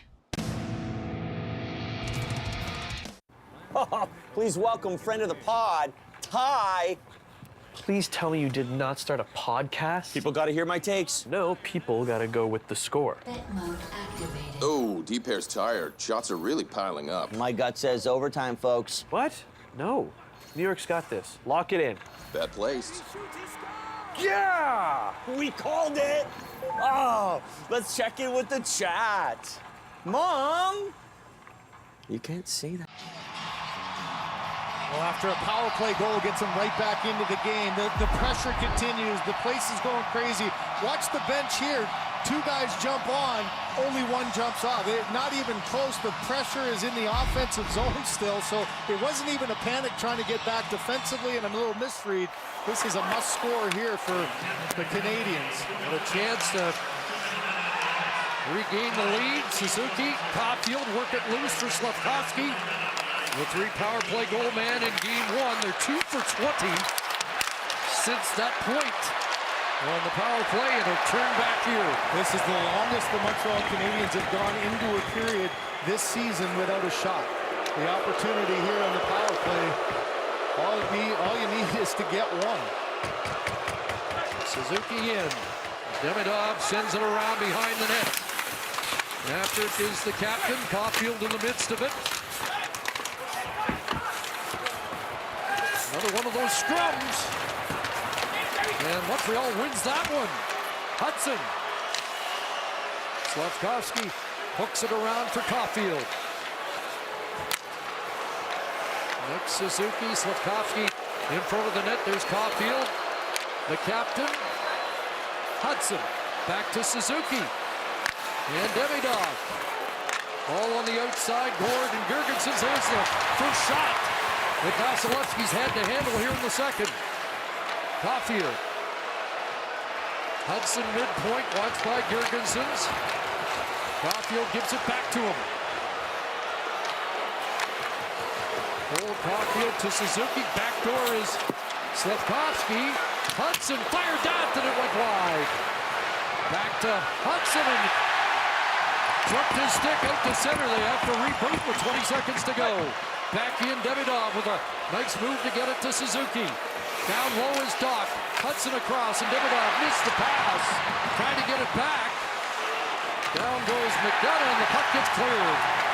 Well, Chris, that shot never was even counted as it was going wide. One of those plays. Huge kill for Tampa, and the crowd letting them know how much they appreciate it. They are saying a missed shot, so the shot's 21-4. 17.5 minutes plus with another shot here in the second period for the Canadiens, even with that power play. Moser pounded by Bolduc. Doc in on the forecheck. Radish, and that deflects over the glass and out. Again, just the defensive positioning, and here's Lane Hudson again, gets that one right on the visor, not a follow-through. We know what that happens. Remember the missed call. So here's the shot by Suzuki. You be the judge. Yeah, I think that's high and wide. Chris, it'd be interesting for Kelly Rudy when you go through 18 minutes of a period, even though you're a veteran goaltender, you know how to stay focused. It's got to be kind of a mind-boggling period where you're not seeing the puck. You know, you think of a goaltender that loves lots of action, coming off a shutout where he had to face 30, and here he is almost through 2 periods, and he's had 4. That was the first time he'd had to face 30 shots in the series. Yeah, it hasn't been a high shooting and a high chance series at all. Both these teams have played defensive gems through games 1 through 6, and game 7 no different. Back in 2017, game 1, period 2, the Pittsburgh Penguins without a shot against Nashville. That turned out okay. Yeah. Well, I mentioned before, if you're the Canadiens, you look at Tampa in their 10 game 7s, Chris, they've never scored 3 goals. So you get to 3, you got a good chance. And here's the type of games that they typically play in this scenario, where it's tight defensive, not a lot of good scoring chances. 2 might be enough tonight. Yeah, 2:01 to go here in the second. Like at the line, it's kicked over towards Dobson, actually gloved over to Dobson, so play halted. And much like game 6, a 0-0 game was a heck of a game to even broadcast, to watch. There was so much happening, and John Cooper saying it was like an epic game, even though there wasn't the scoring. I'd say this has had its fair share of chances too. I think in this period, though, the ice has been tilted for Tampa. They've had the momentum, they've had the chances. And if you're Montreal, at worst, Chris, you got to get in to the third period with it like it is. And at least tied, push here to try to get one. But Tampa's kind of got their ears pinned back and feeling pretty confident about their game right now. Anderson and Jurgensen's were jostling a bit off that draw, and the play is called. We'll get another face-off. Well, the goaltenders are the story again. I know that Vasilevsky, he really was the story in game 6. That Demidov one-timer and then rebound. There was 4 instances where the game could have been over, and he brilliantly was able to shut the door. And that looked like the Vasilevsky of old when this team went to 3 straight Stanley Cups. He had such an effect there on the road in game 6. Well, you see that 4th line for the Lightning back out again. They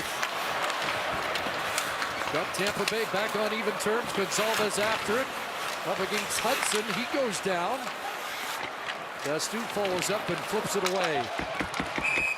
And that puck out of play, and suddenly we've got a few whistles in succession with 93 seconds left in the second. We went, what did we go, 14 minutes at one time in this game without a whistle? Now you've had about 5 in quick succession. And an interesting lineup here for Marty St. Louis too. Slavkovsky, he's played with a little bit of everyone, and now you got him again with Evans and Newhook. And once again, an opportunity to win a faceoff. 61% are the Canadiens here in Game 7. 21 shots for the Lightning, 22 shot attempts in the game for Montreal, but just 4 times Vasilevsky's had to make a play. Evans trying to tie up his man, stolen by Newhook. Newhook, Evans, Slafkovsky. Jake Evans sizes it up, feeds back, Hudson shooting, and that ends up out of play. Right, just feel you got to get something to the net. I thought even Evans on the side, maybe just throw it to the front of the net, look for another rebound goal. You know, the one that went in went off of Moser, but here you see the mindset from behind, but Yanni Gourde kick save and a beauty with the right leg did not allow that one to get through. Off the draw, it's the Lightning working it out to center. Gourde with the backhand, and away goes Paul. Hudson chopping it away from him. Just outside the line, Gourde finds it and heads into Montreal territory in the final minute of the second period. Ryan McDonough, red line and in. Around for Paul. Hudson there defensively. Dobson joins the fray. Puck played ahead, got away from Evans and sent back in deep. Here's Gourde, wrapping it around. Gets past Radish and out.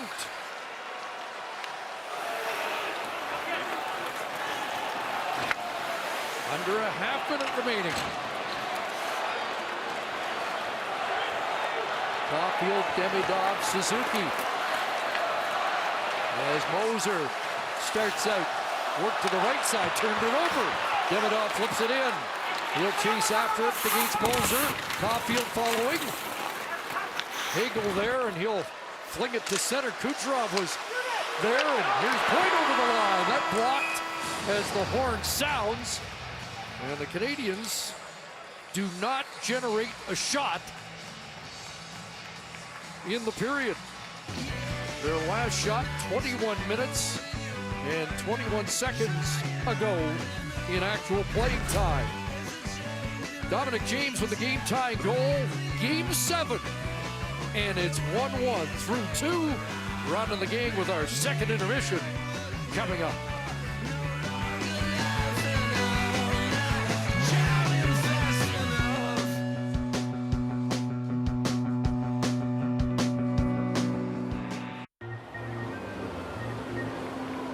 These days, it seems like you're always up against the clock. So count on Jiffy Lube for fast, dependable, warranty-approved service.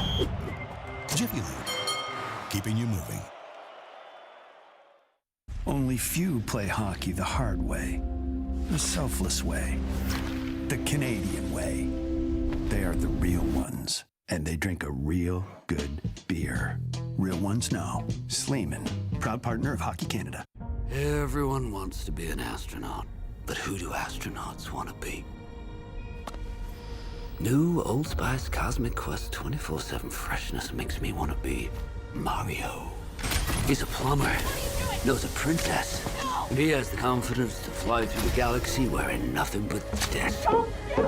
Thanks, Old Spice. Now I smell Super Mario Galaxy movie. Heavens alive! You look really terrible, Big Devil. Tell me about it, little devil. It's hotter than heck down here, and I'm burnt out. Here, try a Red Bull. It's devilishly good. Red Bull, eh? Oh, that tastes heavenly. But, what's this? Oh, dear. I forgot about that. Wings? Wings? I can't have wings. Not in my position. Red Bull gives you wings. 2, 3, 4.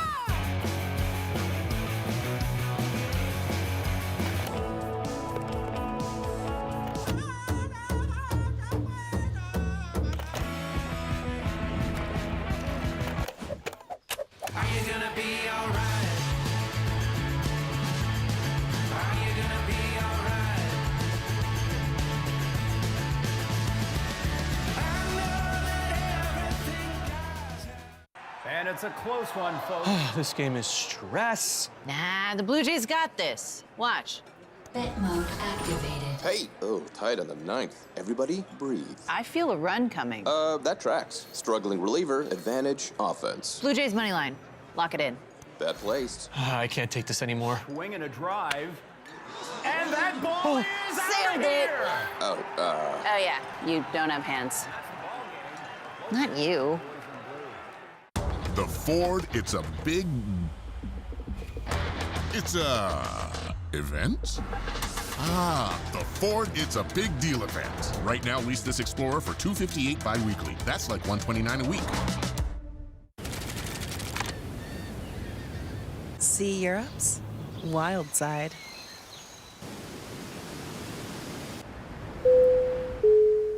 Nice travels. At Cal Tire, we say stop. Stop. Stop paying too much for brakes at a dealership. Get a quick online estimate at caltire.com. I'm back on the hunt to find more outrageous, over-the-top houses. How does one obtain a caboose? Zillow Gone Wild. All new Friday night at 9:30 on 8. Well, Kelly, go ahead. Okay, so Craig Simpson was wondering how I would feel. No, sorry. I want you to comment on the... Oh, okay, sorry, yeah. I don't know why you're trying to get under the skin of Dobish. Like, we've obviously seen that he's not bothered by anything, and Dobish is going to give it right back to him. So Kucherov, for me, that's kind of like a wasted effort. I don't know why you go by the goalie now and think you're going to get under his skin. Nothing's going to happen. Simmer wanted you to say that? No, another thing about it. Okay. Second time he's done it this series. Remember? Yes, exactly. But I think Kucherov's in control right now with all the jabbing and the ribbing. We've seen him where his body language looks like he's out of control and he's slashing guys hard. I think he's in control. I'd like a 2-minute minor for unsportsmanlike conduct on that. Yeah, you should. Yeah. Game 7, Ron. I don't like it. Well, what's the difference? You're going down. Game 7. The period's over. It's got to be a penalty in Game 7. He went all the way down to But what speak if to you're the saying goaltender? something nice to him? Hey, buddy, that was a great save on that 2-on-1. Right. I think there's got to be a higher The standard. Montreal Canadiens have never been without a shot in a period in a Stanley Cup playoff game, so it's a clear rope-a-dope strategy there in the second period. So the question from Simmer was, how does Vasilevsky cope with this? Okay, well, I played, almost 770 games, something like that, regular season and playoff. I've never experienced going an entire period without a shot. So I was kind of thinking what you might think about, because you have a lot of time to think, right? And so Vasilevsky most likely is thinking, you got to stay sharp, you got to be ready at any moment, because the worst part about it, Dobish is lights out. And so you think about that. You think about the other guy's terrific, I can't give up anything soft here, or I'm the GOAT. I still think I'm not as concerned with 0 shots on that. I know that's like outrageous to think, but if I'm Martin St. Louis and I'm talking to them in the intermission, I'm not worried about 0 shots on that. You're tied 1-1. It's a close game, close series.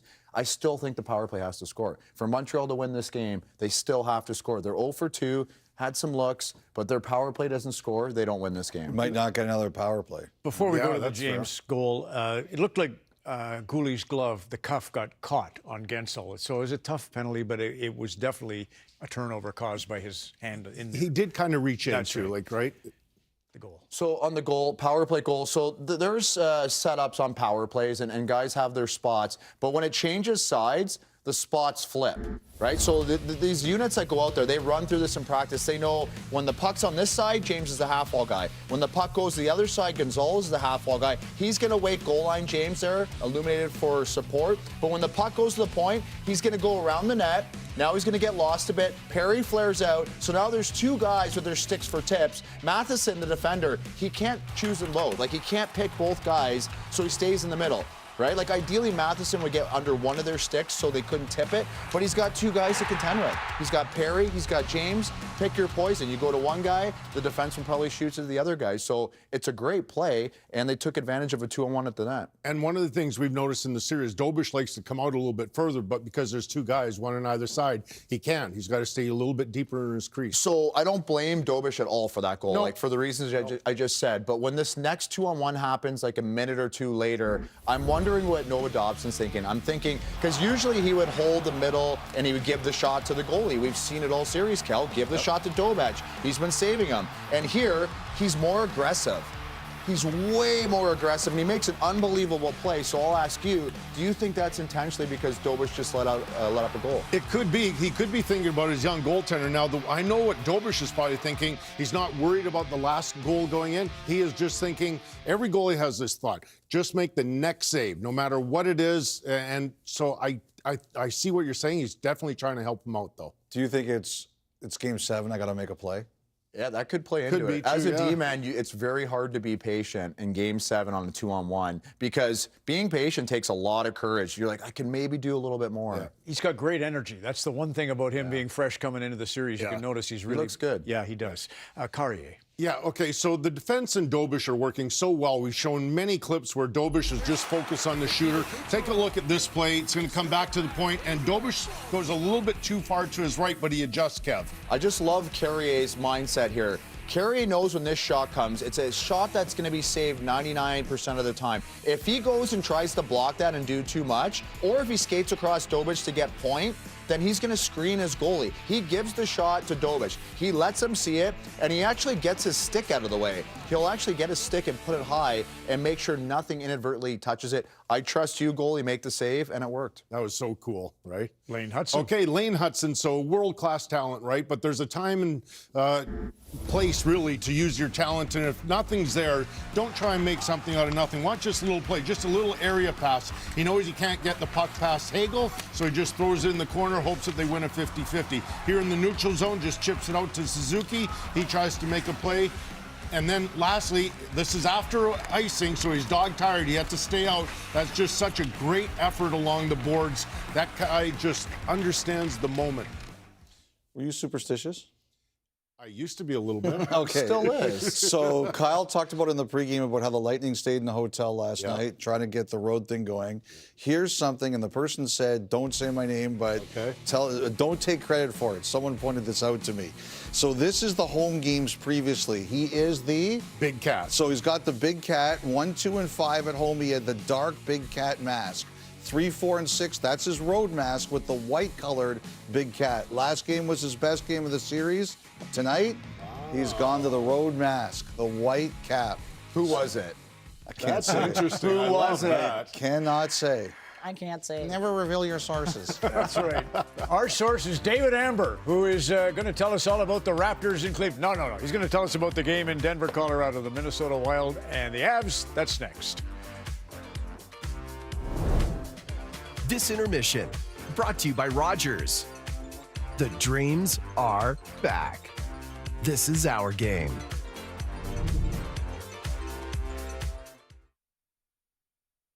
And it's a close one, folks. This game is stress. Nah, the Blue Jays got this. Watch.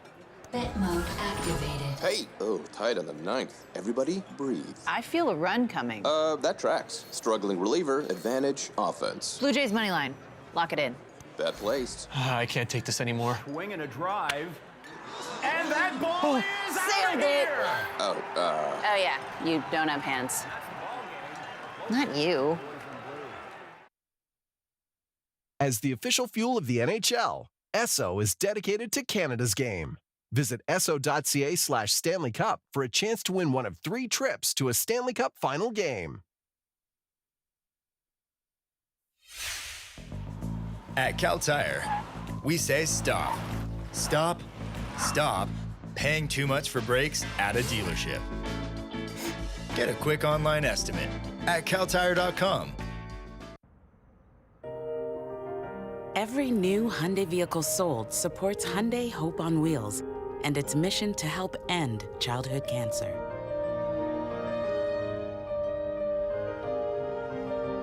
With more than $4 million donated across Canada this year, Hyundai and its dealers are just getting started. To help kids put cancer in the rearview mirror.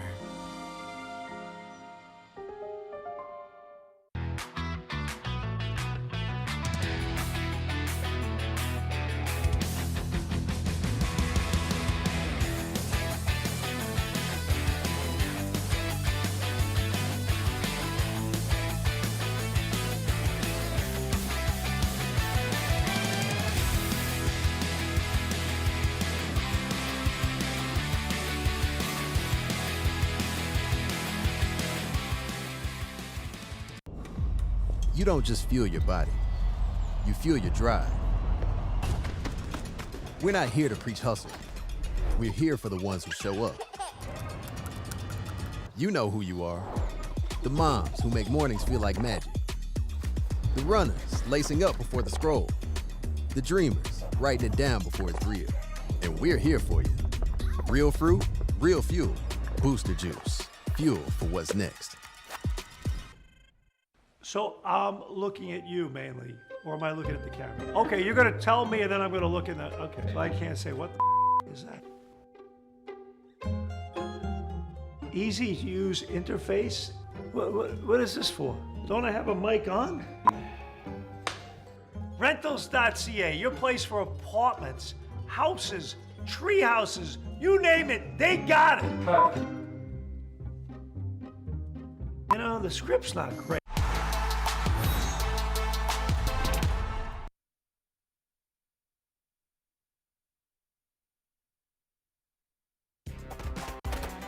Stanley Cup playoffs on Sportsnet presented by Instacart. Groceries just how you like. Spent this past year in a Rocky Mountain way, couldn't get much higher. Out to pasture, I think it's safe to say. Time to open fire. The Wild and the Avalanche, David, a heavyweight fight to be certain. You've got game one down there in Denver. How about a scene set? Yeah, well, listen, what a series with Montreal. We're going to have a similar dramatic scene here in Denver. The top seed, Colorado, and arguably the most physical and biggest team in the league in Minnesota going head-to-head. A couple of roster notes to pass along. Joel Eriksson-Ek, he's been ruled out for games 1 and 2 with a lower body injury. Josh Manson remains out for the Avalanche. They played 4 times during the regular season. Each team won twice, but one compelling storyline to keep an eye on tonight. The 2 best blue liners in the league going head-to-head. It's Makar and Hughes. Cale Makar, Hughes, they won the last 2 Norris trophies, and they also sent their teams into the second round with series-clinching goals. Cale Makar working the magic like we always see him do as they swept the Kings. It was a 6-game series for Minnesota over Dallas. Quinn Hughes, so smart there, draws the goalie out, gets the lucky bounce. Nonetheless, it's a big game tonight, and don't sleep on it here. The first game of the series, very important. 6 of the 7 teams that have advanced to the second round won game 1 in their respective first-round series, Ron. Terrific, David. Hunter Ryan singing Louis DeBrusque there in Colorado. It's the bottom guys, the 4th line here. Gonzalez, James, and Bjorkstrand. Great. Viel, Washi, and Moore in Anaheim. McCarron and the Felinos in Minnesota. There's the cat, the big cat. Wouldn't mind a shot.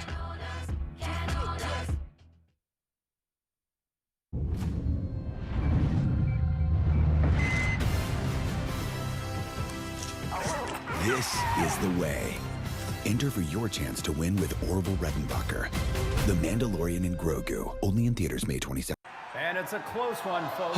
This game is stress. Nah, the Blue Jays got this. Watch.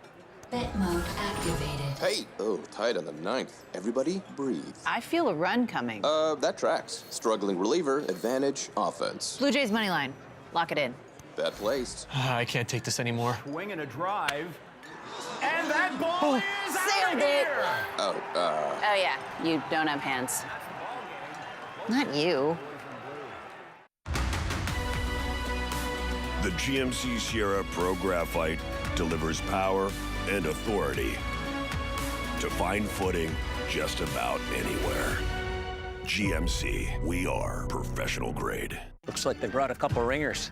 Nice stick. Is that antique? I'll take that. Come on, Dougie, you got a back check. Garbage day. Now you can finally drink out of a cup. Oh.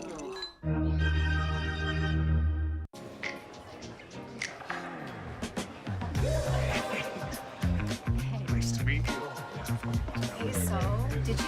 I got it. Yes. Look who it is!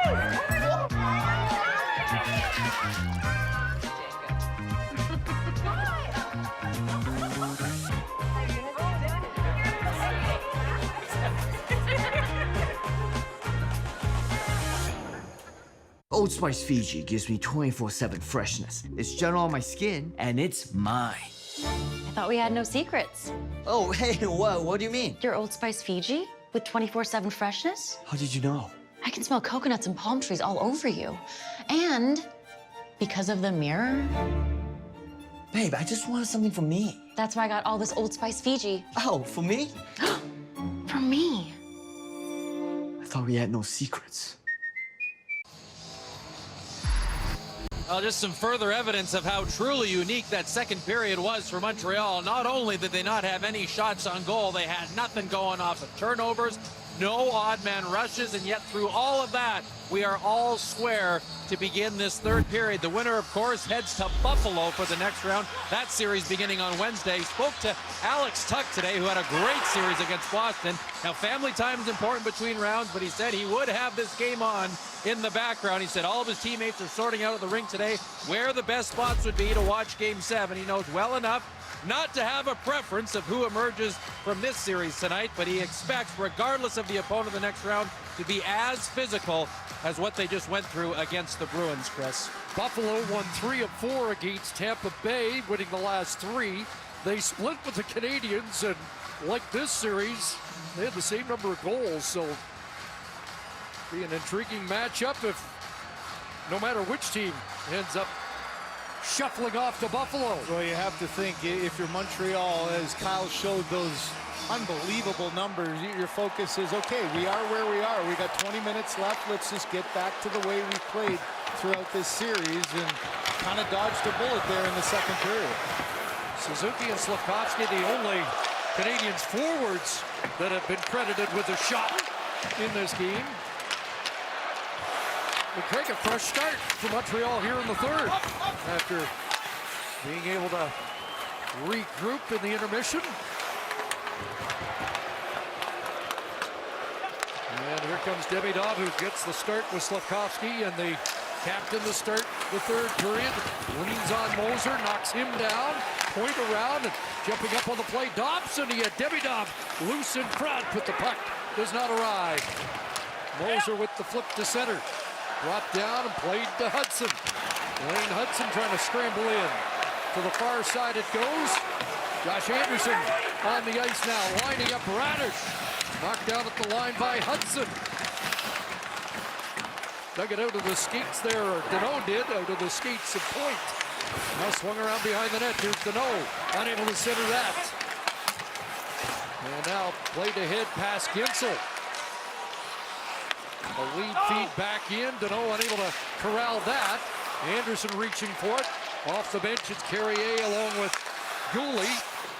Dumped back in, and offside is called against the Canadiens. Well, it's pretty easy to chart where the chances were for the Montreal Canadiens. This all in the first period, obviously. The tip being the biggest one, the most important one with the goal. So you just have to get back and erase any negative thoughts and say, get back to your game. You know, we know how to play in this scenario. You're well-versed about your opponent. You know what the matchup is going to be, and intrigued here to see how quickly, if someone has a chance, Chris, I just, for the sake of just getting one on the board, shoot from anywhere to get the 0 off. This is the 87th playoff series in the glorious history of the Montreal Canadiens. That was the first playoff period where they were held without a shot. Ball trying to spin away from Newhook. Swivels that wide of the net. Williberg shovels it back in behind, and Gooley is there. Up and around. Newhook had it knocked away from him. It's Paul on it again. Working against Gooley and Texier. There's Paul off the boards, trying to get to the net. And Texier makes the defensive play.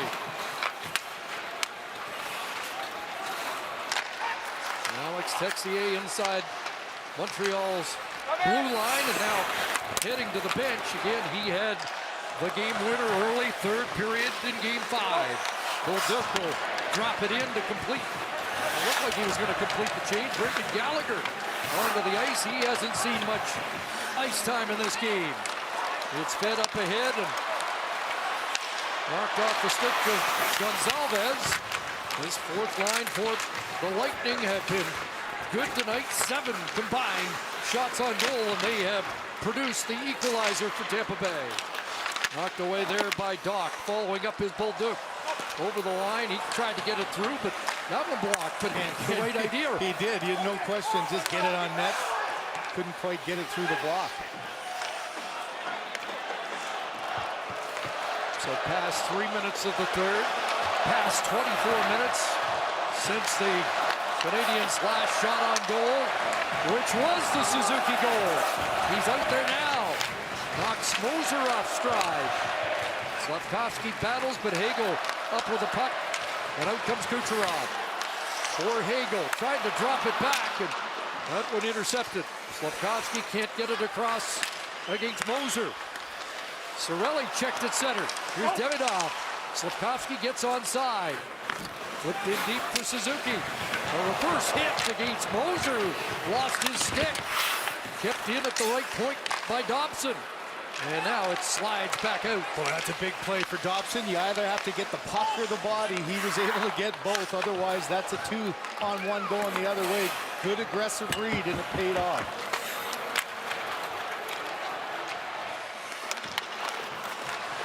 Here comes Caulfield. Looking for his first even strength goal of this series. 33 during the regular season. Swings it in behind the net. Deneau back to the line. Here's Carrier. And Deneau had trouble with that pass, and it's flung out to center ice. Perry for Gensel and back. Corey Perry, and that's well wide and deflecting onto the screen. Love the NHL? Bet99 Sportsbook and Casino brings every shot, goal, and storyline to life. Experience it your way. Download the Bet99 app. Chris, you're probably not surprised that Marty St. Louis doing a little juggling, try to get Demidov. Maybe he and Suzuki can get something that Caulfield and he haven't really been able to establish in this series. And you saw Demidov, Slafkovsky, and Suzuki. And I think after that second period, you have to try to pull a string and get something different, a different look to try to spur your team on. Well, he said Demidov played his best game of this series on Friday night.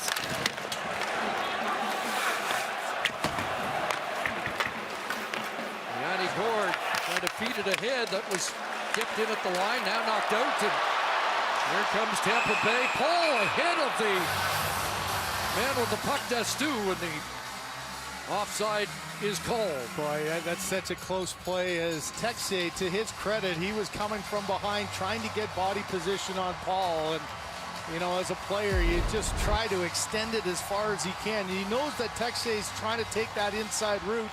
Just the move on the line. It's the stick of Matheson getting into the puck carrier that forces him to move laterally. That created the offside. Good job of Texier. Never too late for a winger to be coming back through the middle. Newhook, Evans, Texier, a line that we had not seen together until tonight. And there have been a lot of combinations, haven't there? There have. Well, they're matched up against the most effective Tampa line here. See if they can turn the zone time into the offensive zone as opposed to defense like that second period. Destu back, Goldberg ahead. That tipped in off the stick to Bjorkstrand. Dobish left it there, and now it's Bjorkstrand centering it there. Dobish clutch stop off Gonzalez. So we talked about Dobson and getting back into this frantic kind of pace that happens in a game, just split-second decision. This is one that you can't expose to the middle of the ice on the reverse. He tried to get it to the middle, it gets picked off, and another good save. Gonzalez, man, how many shots has he had? I think that's 4 for him on the night. He's been all around the puck. Dobson tried to chip it to the inside, and it gets picked off. Gonzalez, a Vancouver Canuck fan as a kid. That's sent wide of the net, bouncing across for Slafkovsky.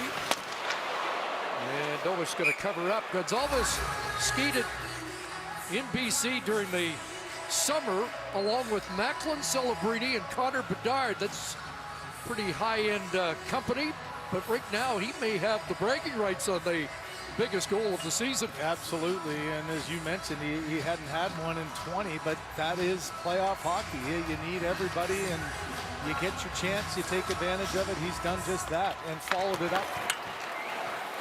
Face-off one, but fired all the way down the ice. It's another icing call. So these are the tough games where nothing's going offensively for Montreal, but you've got to stay patient, though, and not make too many mistakes to try to make a play. You know what's at stake, so you still have that playoff Game 7 mentality, but you're going to have to defend. You're going to have to make some plays under duress to try to turn things around. Another face-off win, flipped ahead, bouncing inside the Tampa Bay line, and now it's picked up by Slafkovsky. Suzuki, there's the shot, and Vasilevsky has to hold on with traffic on the doorstep. Yeah, rebound might have been there for Deneau, and just a flip play, which is always hard for the defense. A bouncing puck and a good pressure there by Deneau creates the turnover, and you could tell Suzuki's mind just gets something on net here, and he does just that. Vasilevsky able to hold on. That's, you say it? 26 minutes, 38 seconds. That's unreal. That's unheard of, isn't it? Tried to lull the big cat to sleep. Off the draw, Kucherov will bounce it away. And here they are in Game 7. Tied in the series, tied in the game. Slafkovsky trying to work his way through. Around for Dobson. The Summerside PEI native to Slafkovsky. Kicks it back to Hudson. By the way, we have not seen Jaden Struble since the midway mark of the second. Hagel! And top of the crease, Dobish out to cut the angle and hold on as Hagel tries to stir the things up post-whistle. Well, watch for this. You know that the defense, when you haven't been getting shots, is going to stay in to try to make things happen. So that creates maybe a little bit open ice when you get up there, but another shot to the breadbasket. Great save by Dobish. Chevrolet believes the truck should be as capable as they are dependable. In every Chevrolet truck, dependability comes standard. Chevrolet, together, let's drive. Oh, please welcome friend of the pod, Ty. Please tell me you did not start a podcast? People got to hear my takes. No, people got to go with the score. Bet mode activated. Oh, D-Pair's tired. Shots are really piling up. My gut says overtime, folks. What? No. New York's got this. Lock it in. Bet placed. Yeah! We called it! Oh, let's check in with the chat. Mom! You can't say that. Instacart lets you choose your bananas. Get them just how you like. Instacart lets you choose your bananas. From green to extra ripe. Use the app to control your banana. What a time to be alive. I can go believe. What a time to be alive. Sweet, get it. I'm good. No, we got again. You know, the closer you look, the more Canadian Moosehead gets. Seriously. Get in here, let me show you something. See that? It literally has A in the name. This whole time. Moosehead. Canadian is our middle name. Well, we saw how stoic the managers were after an overtime earlier in this series. Almost no emotion, really no, coming from Andrei Vasilevsky after winning Game 6. He talked about how he doesn't hear what's said in the dressing room in the intermission. He doesn't hear the crowd. He is in his own world. Goalie coach Frank Jean said he doesn't talk to Vasilevsky between periods. He never liked it when he was a goalie. Jean said Vasilevsky is someone who tends to go into his bubble pretty early on game day and had to live with his own thoughts for the last 26-plus minutes of game time in between Montreal shots, Chris. Yeah, the loneliest guy in the rink for a while. .951 save percentage. Here's Nick Paul shooting a chance, and that's blocked and knocked out to center. Vasilevsky's only given up 2 third-period goals in this series. Has given up 2 in overtime as well. Rink wide, and Paul cutting in once again. Holds on, gives it off. Gord, a centering pass, and that's intercepted. Anderson pushing it ahead. Caulfield will dump it in. Right on Vasilevsky, and that was a little more difficult than expected. And Josh Anderson crashing into the end boards with company, and that will cause a scrum. Yeah, it was a tough one-hopper, wasn't it? And Kelly talked about just keeping your mind sharp as a goaltender, you know, stay focused. But one hop that not sure it had any chance of going in, but just a little anxious moment here. Not much left in the tank for these two, so just a flipper. And you could tell holding on and live to fight another shift here as Anderson trying to look for anything to pop out there, unable to. All these pictures provided by our great crew, and our director, John Sapalo, is leaving us after Game 7 of this playoff series, and we want to salute him and does an amazing job. He does. Everybody in our crew. Couldn't do it without him. And it's done a lot of Montreal Canadian games. You look back in the 90s. So a face-off in the Lightning zone as Newhook digs in against the rookie James, who pulls it back for Tampa Bay. Gonzalez checked, it rolls back in. Canadiens tag up, they're onside. Evans trying to hound Chernak, who sends it out. Puck at center, Chernak got it back, and now James is in. Lost the handle as he tried to break through against Hudson and ends up in the net. Around the line, Chernak swats it in behind the net. Dobson and Gonzalez. Here's Gonzalez trying to center. Bouncing off Chernak and out. Lightning will not only tag, they'll all head off on a wholesale change. You'll see how short the shifts are in this third period, too. Nobody wants to get caught out there extended. You get a chance to change, you do so. Demidov did get a touch on that, so no icing. Moser back. J.J. Moser ahead. That gets past Radish. Caden Gooley. Slavkovsky. Slick past Suzuki. Breaking was Demidov, and Suzuki shot. Ramped off Kucherov's stick and out. Stream every play with Rogers, Canada's best and most reliable 5G Plus network. Rogers, we got you.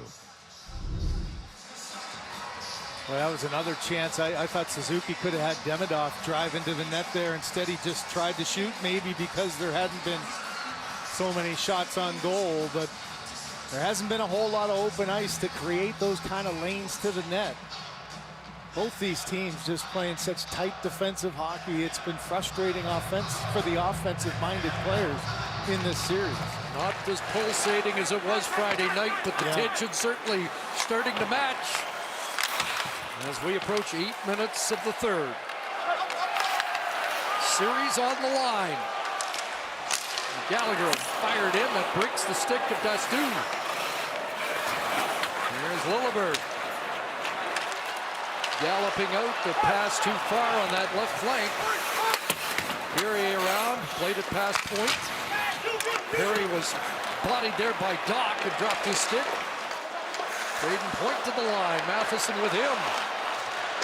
Slides it through Chernak. Shooting! That's stopped by Dobish and ends up out of play. You know, communication is so important here between a forward who's on, a defenseman rather, and Matheson who's on his man, and then you get two guys going to the same. Watch Bolduc. He goes after Braden Point, so that opens up the D-man, and all you need is that little quick separation. Matheson had done a good job to keep him to the outside, but a nice box out in front. Kirby Dach, the centerman, trying to push his man out and make sure that no Tampa player gets his stick on that puck, and that his goaltender can see it. Off the draw, Matheson had trouble with it, but able to persevere and get control, and now pull away from Girgensons. Bouncing puck, but they don't get it deep. Caulfield. At center, Chernak is on the scene. Ryan McDonough to the far side for Girgensons. Deneau on him. Goalie plays it back. Dobson absorbed the hit from Girgensons and neatly sends it away. Here's Deneau over the line. Got Caulfield left side. Caulfield gets back on it. Caulfield shot and it's blocked. It'll reload back at the point. Goalie, that's blocked. Goalie again. And he looked for the stick of Anderson. Here comes a shot. That one blocked. Caulfield, another chance. And a rebound in front. Sprawling play there. Anderson couldn't find it. Canadiens with a push. Looking for a go-ahead goal. Caulfield They've got the Lightning on their heels. It'll be dropped off for Gooley. Gooley back for Dobson. Noah Dobson trying to get it through. That blocked by Girgensons. Caulfield was headed off. That shot was tipped by Deneau wide off the ledge, and that'll be banked out. Lightning needed a change, and they get it 10 minutes into the third. Well, does that stoke the Canadiens with their best sequence since their goal? Got the fans fired up. The pass for Slafkovsky doesn't work. And it's rolled back in. Brandon Hagel from the corner trying to work his way out. Hands it off to Kucherov. Back it goes Moser. Look for Kucherov. Can't make the connection. Suzuki knocked it away from Hagel. And Lane Hudson will take over. Demidov flipping it ahead. And Suzuki back in his own zone. Gets it back, and here's Slafkovsky at center. It'll be drilled in there by Hudson. Suzuki after the puck. Slafkovsky on it. Feeds it back. Newhook off the bench. Back to Hudson now, and that is blockered away. There's back. They've scored! Scored! And the Canadiens have the lead.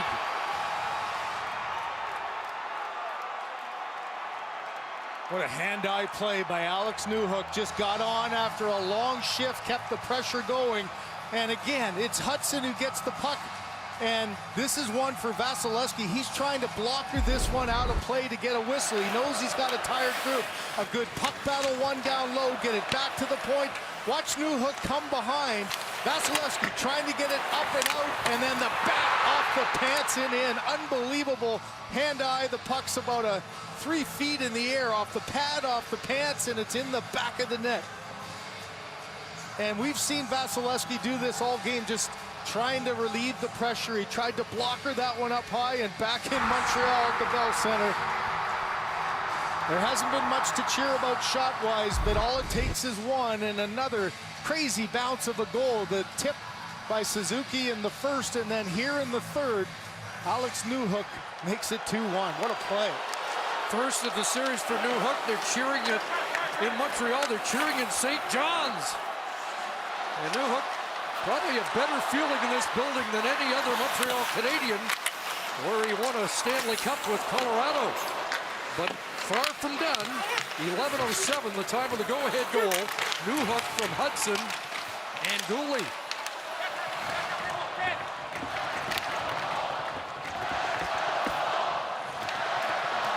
Up along the boards, the puck finally comes free for Jake Evans. Eden Gooley assisting on that goal. And now just over 8 minutes remaining. Lilleberg at center. Evans. Lilleberg took it away from him. Champ Bjorkstrand, glove stop. And a beauty by Jakub Dobiš. So a goal by Newhook to put him ahead, but almost as important, Jakub Dobiš follows up with a nice glove stop. Only few play hockey the hard way, the selfless way, the Canadian way. They are the real ones, and they drink a real good beer. Real Ones Now. Sleeman, proud partner of Hockey Canada. $3,995 a month. That's what it costs to lease a John Deere 210V excavator from Brandt. Maximize your earning potential. Minimize your investment. Select in-stock units only. Bank on Brandt. That swordfish won me the tournament. I once had an 8-leg parlay. An octopus, if you will. Came down to a game in Detroit. The team came out hot, and yet they capsized late. Oh, not to worry. With Bet365 early payout, being up 3 goals is all you need to sail into the sunset, my boys. Get paid out early with Bet365. I want you. The Hyundai Elantra inspires a special type of love. The type that goes the distance. That always stays on your mind. And still takes your breath away after all this time. It's that Hyundai Elantra type of love.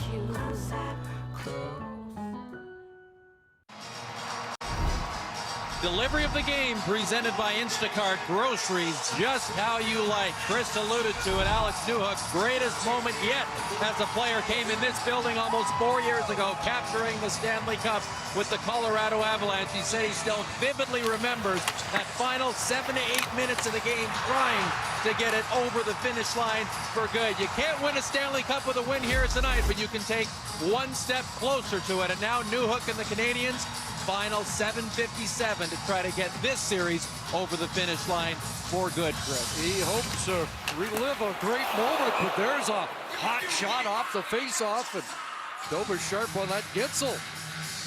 Well, Newhook just a second delay, not able to quite get there. You know your responsibility. Perry blocks two men. That's Newhook's job to go through that area out to the point, and Gensel gets a pretty hard shot away.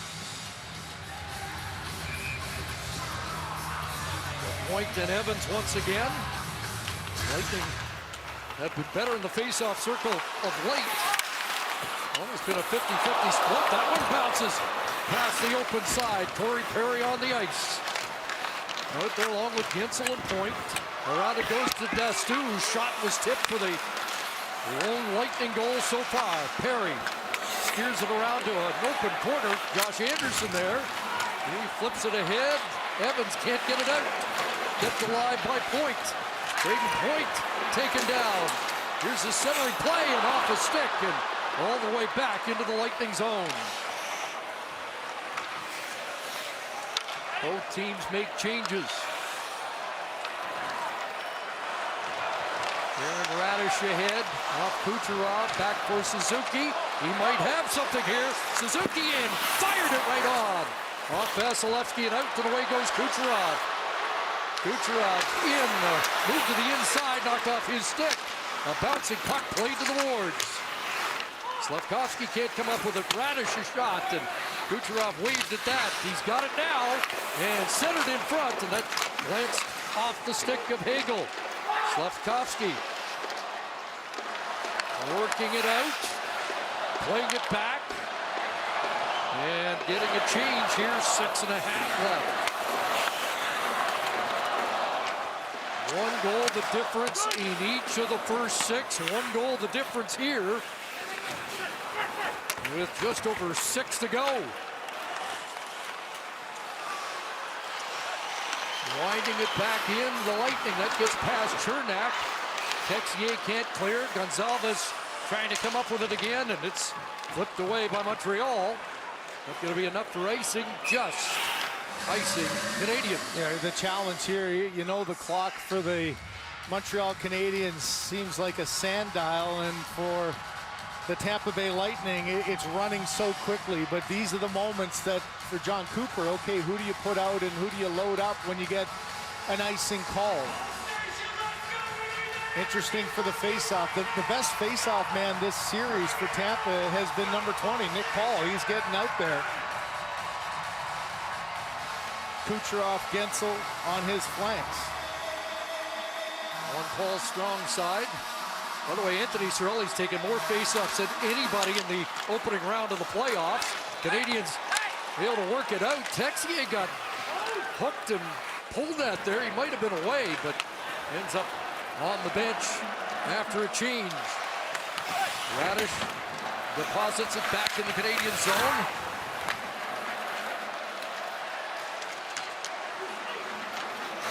Doc doing a little adventurous stick handling in his own zone. Well, we've seen that numerous times. They're just afraid to give it up to the middle of the ice and have it coming back to try to hold on to it for a bit, buy a little time and make a safer play.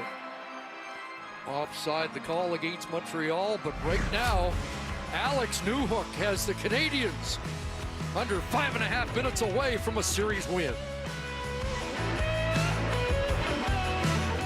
The Ford, it's a event. Ah, the Ford It's a Big Deal event. Right now, lease this F-150 for $237 bi-weekly. That's like $119 a week.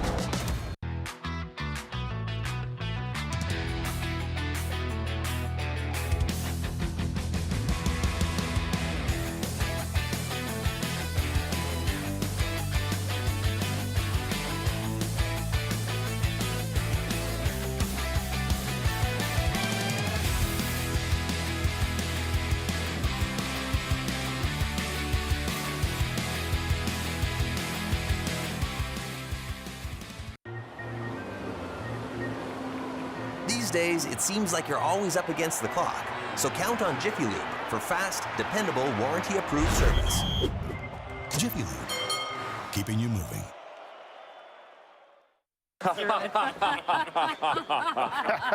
What are we laughing at? What's this? Oh, it's an offering to the hockey gods. Yeah, we don't do that anymore. Yeah, next time, just buy us a beer. Yeah, that makes sense. Mortals, am I right?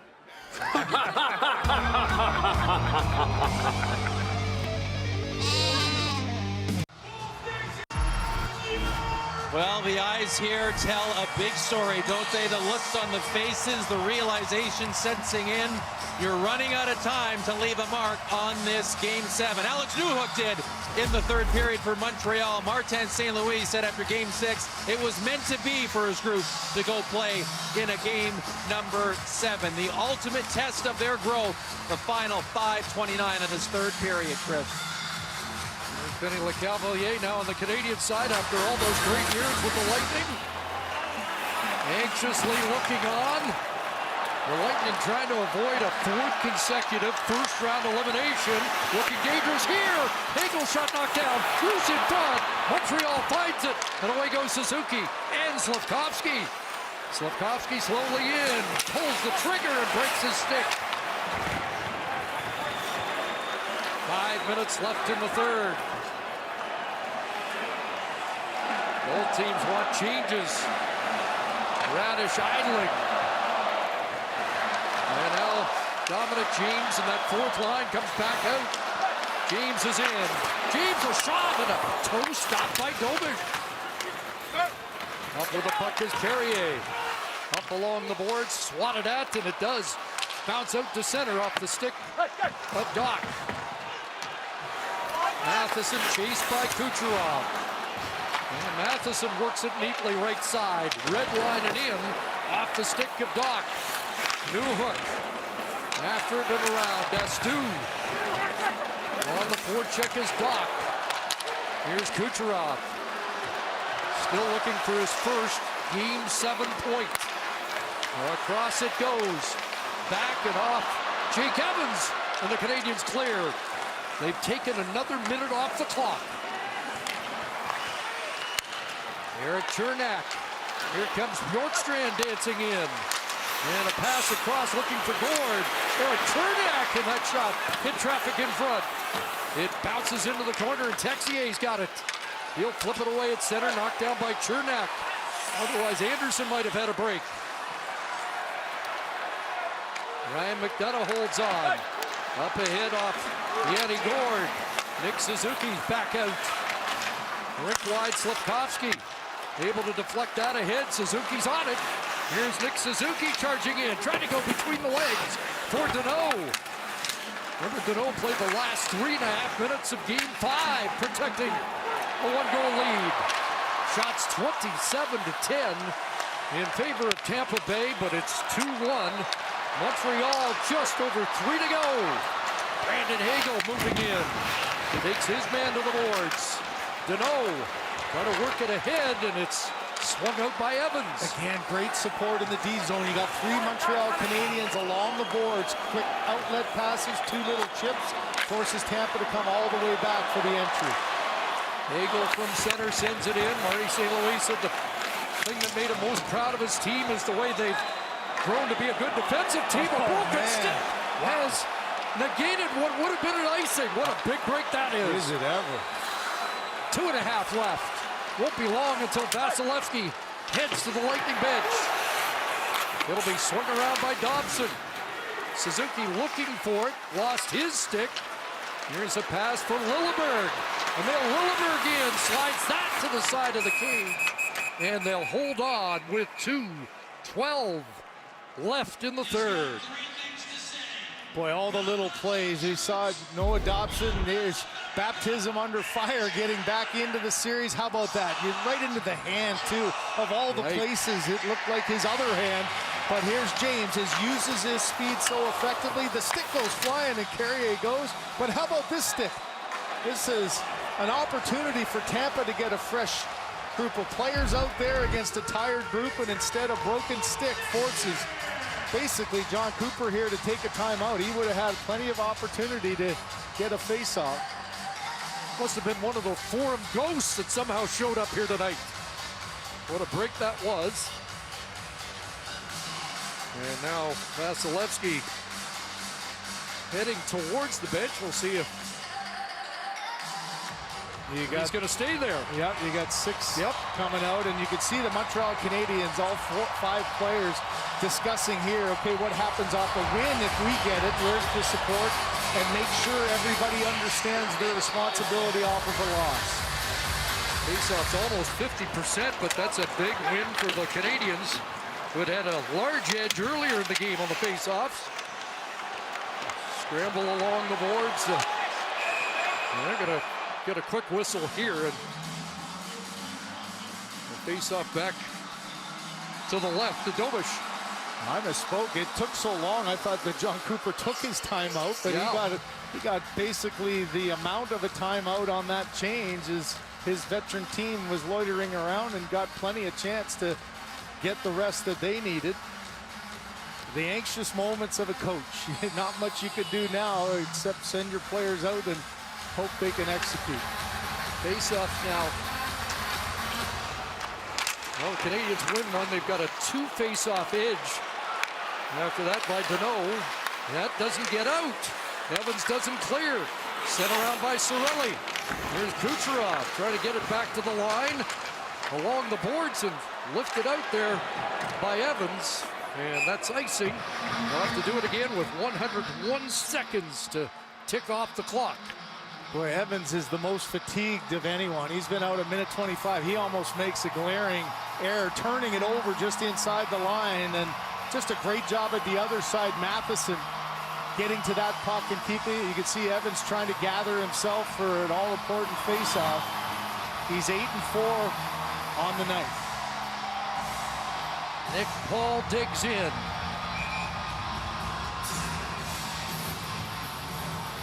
Suzuki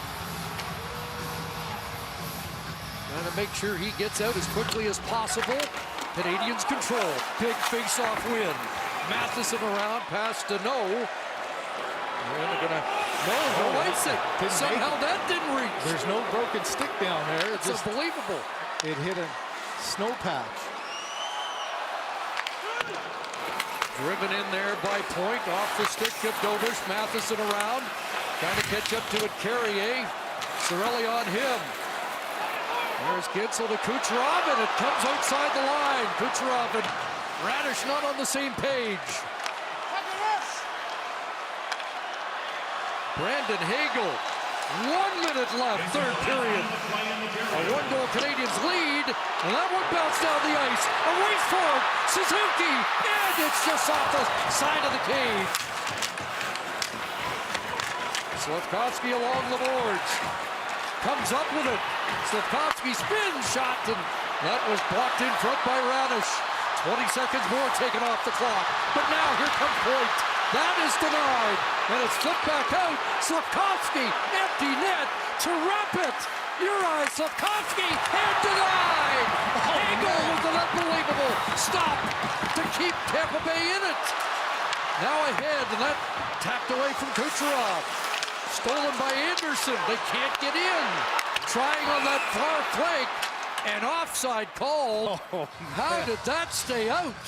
13.4 to go. Yeah, look at Slavkovsky. You know, the one thing Slavkovsky didn't want to do is just bury it into Hagel's body here. So he thinks, okay, I'll get him to go down fake. But how about the second effort? Falling down, beaten with the fake backhand, an easy one. If he had flipped it with his backhand, think he would have had it, but Hagel on his back, somehow able to keep that out and keep the Lightning alive. One of the great reactions of this series. Well, you know, just the difference. I know 15.3. Now the timeout that it looked like Tampa was able to get on that stoppage. And the face-off, though, Chris, importantly for the Montreal Canadiens, is in the neutral zone. That becomes a different discussion. How do you handle the neutral zone win or loss? You try to go forward if you're Montreal on the draw? You know what?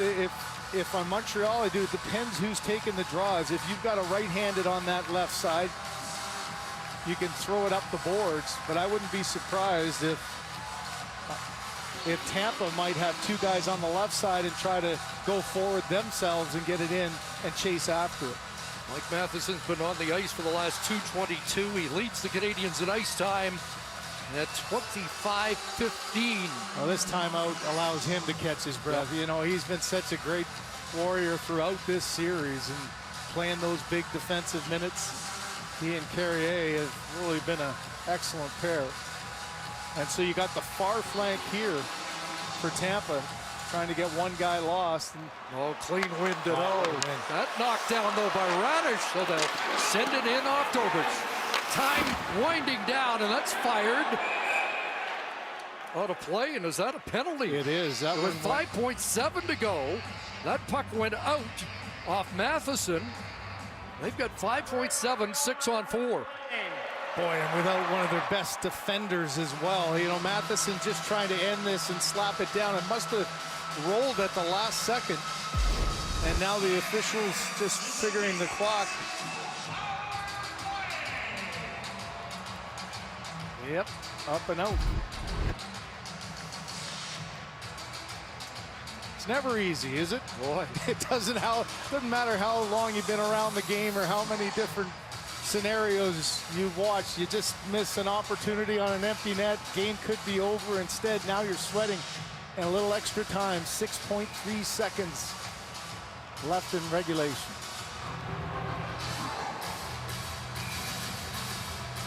Timeout for Marty. That'll wait. Call his timeout. Going to make sure everybody's on the same page for the most important 6.3 of the season. You know, how many incredible plays do you see over the course of time? That's just great second effort. It kind of personifies what Hagel is. And the Montreal bench thinking it's over. Look at Marty St. Louis. Oh my gosh, I can't watch. Tell you what, if you're playing road hockey, you want Brendan Hagel on your team. Do you ever? Relentless on that puck. The challenge now with only 4 instead of the 5 against the 6 is if you get a face-off win, it's very easily to get outnumbered and not have an outlet pass to make it to. So you've got to be sure of your assignments here. Marty St. Louis himself making sure everybody understands exactly what needs to be done. Can they get it to the boards and just keep it along the boards? That little adjustment of the clock, too, gives them another, second and a half to... That's pretty important, isn't it? White knuckling to the finish. And Jake Evans against Nick Paul. Bouncing it back. Kucherov a shot. It's blocked. It's knocked out. And Montreal is bound for the second round to meet the Buffalo Sabres as they have come into Tampa Bay and won it 2-1.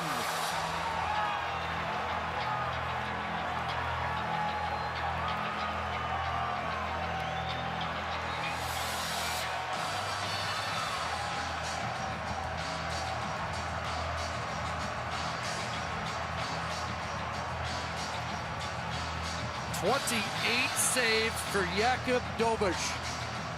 He goaltends the Vezina Trophy finalist Andrei Vasilevsky and celebrates his first ever Stanley Cup playoff series win. And how about a 7-game series with a 1-goal differential in all 7? It's only happened 3 times. And the little details, shorthanded at the end. Nick Suzuki gets his first goal of this series, and he makes the all-important last block to not allow that puck to get through to his goaltender. Interesting that Vasilevsky led the handshake line for the Lightning, who leave after losing in the first round for the 4th consecutive year. Yes, it's just mind-boggling, isn't it? The difference between the 3 straight Stanley Cup finals for Tampa and then the last 4 years, just a disappointing first-round exit. Great sportsmanship. How about those two, the way they deal, especially the last 2 games? Both were tested in Game 6, and Dobish really the difference maker here in Game 7. Old teammates, Dano and Perry. One championship window may be closing a little bit more, and another might have just opened up a little bit more. Oh, Marty St. Louis said maybe they were destined to have this experience of a Game 7, and Chris, I don't think there's any question. Okay, they didn't have a shot in the second period, but they didn't bend. They bent, but they didn't break. They didn't give up much. You go through a Game 7 and only give up 1 goal, your young team is learning how to be a winner. We've done a lot of series over the years, together and apart, but this is one of the top. That is. Talk about entertaining games without a lot of goals. Game 6 and 7 specifically, just all kinds of game within the game, and the drama was on high display.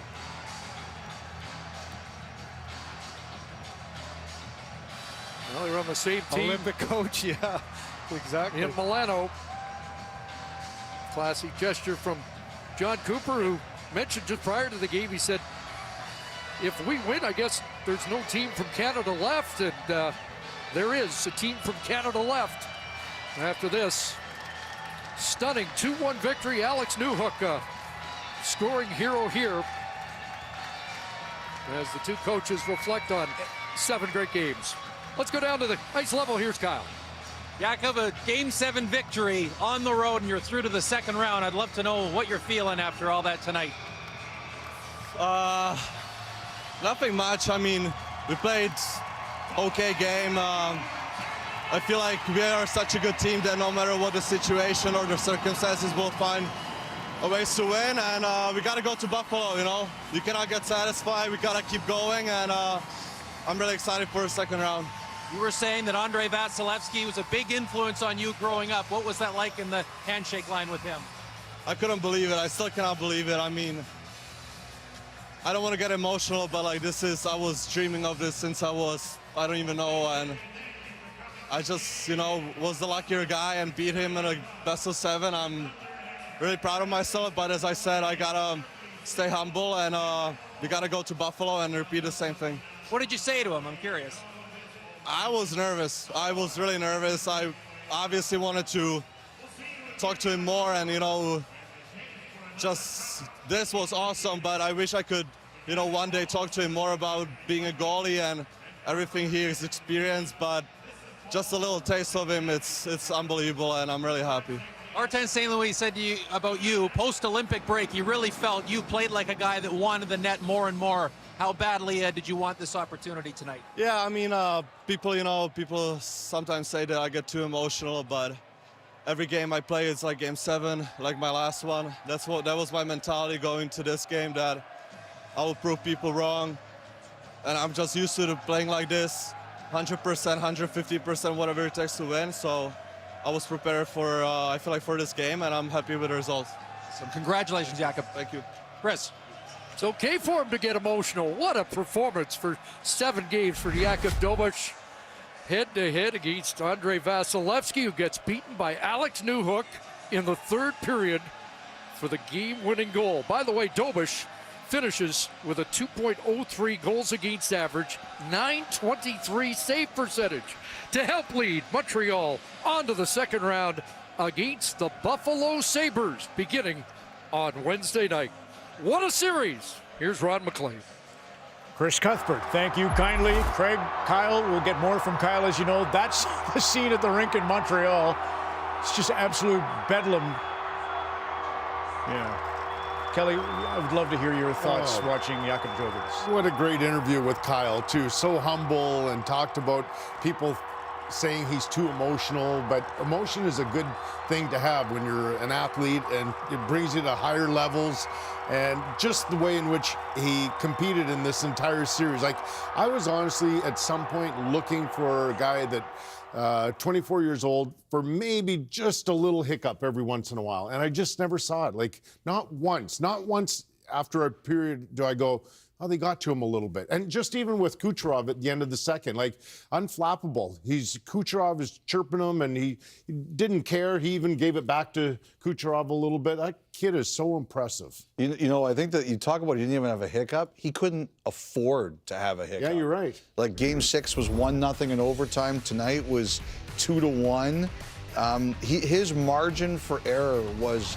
Look, this is the third time ever we've had 7 one-goal games. So if you think about it, through the whole series, his margin for error was almost zero. Almost zero. And that can affect you.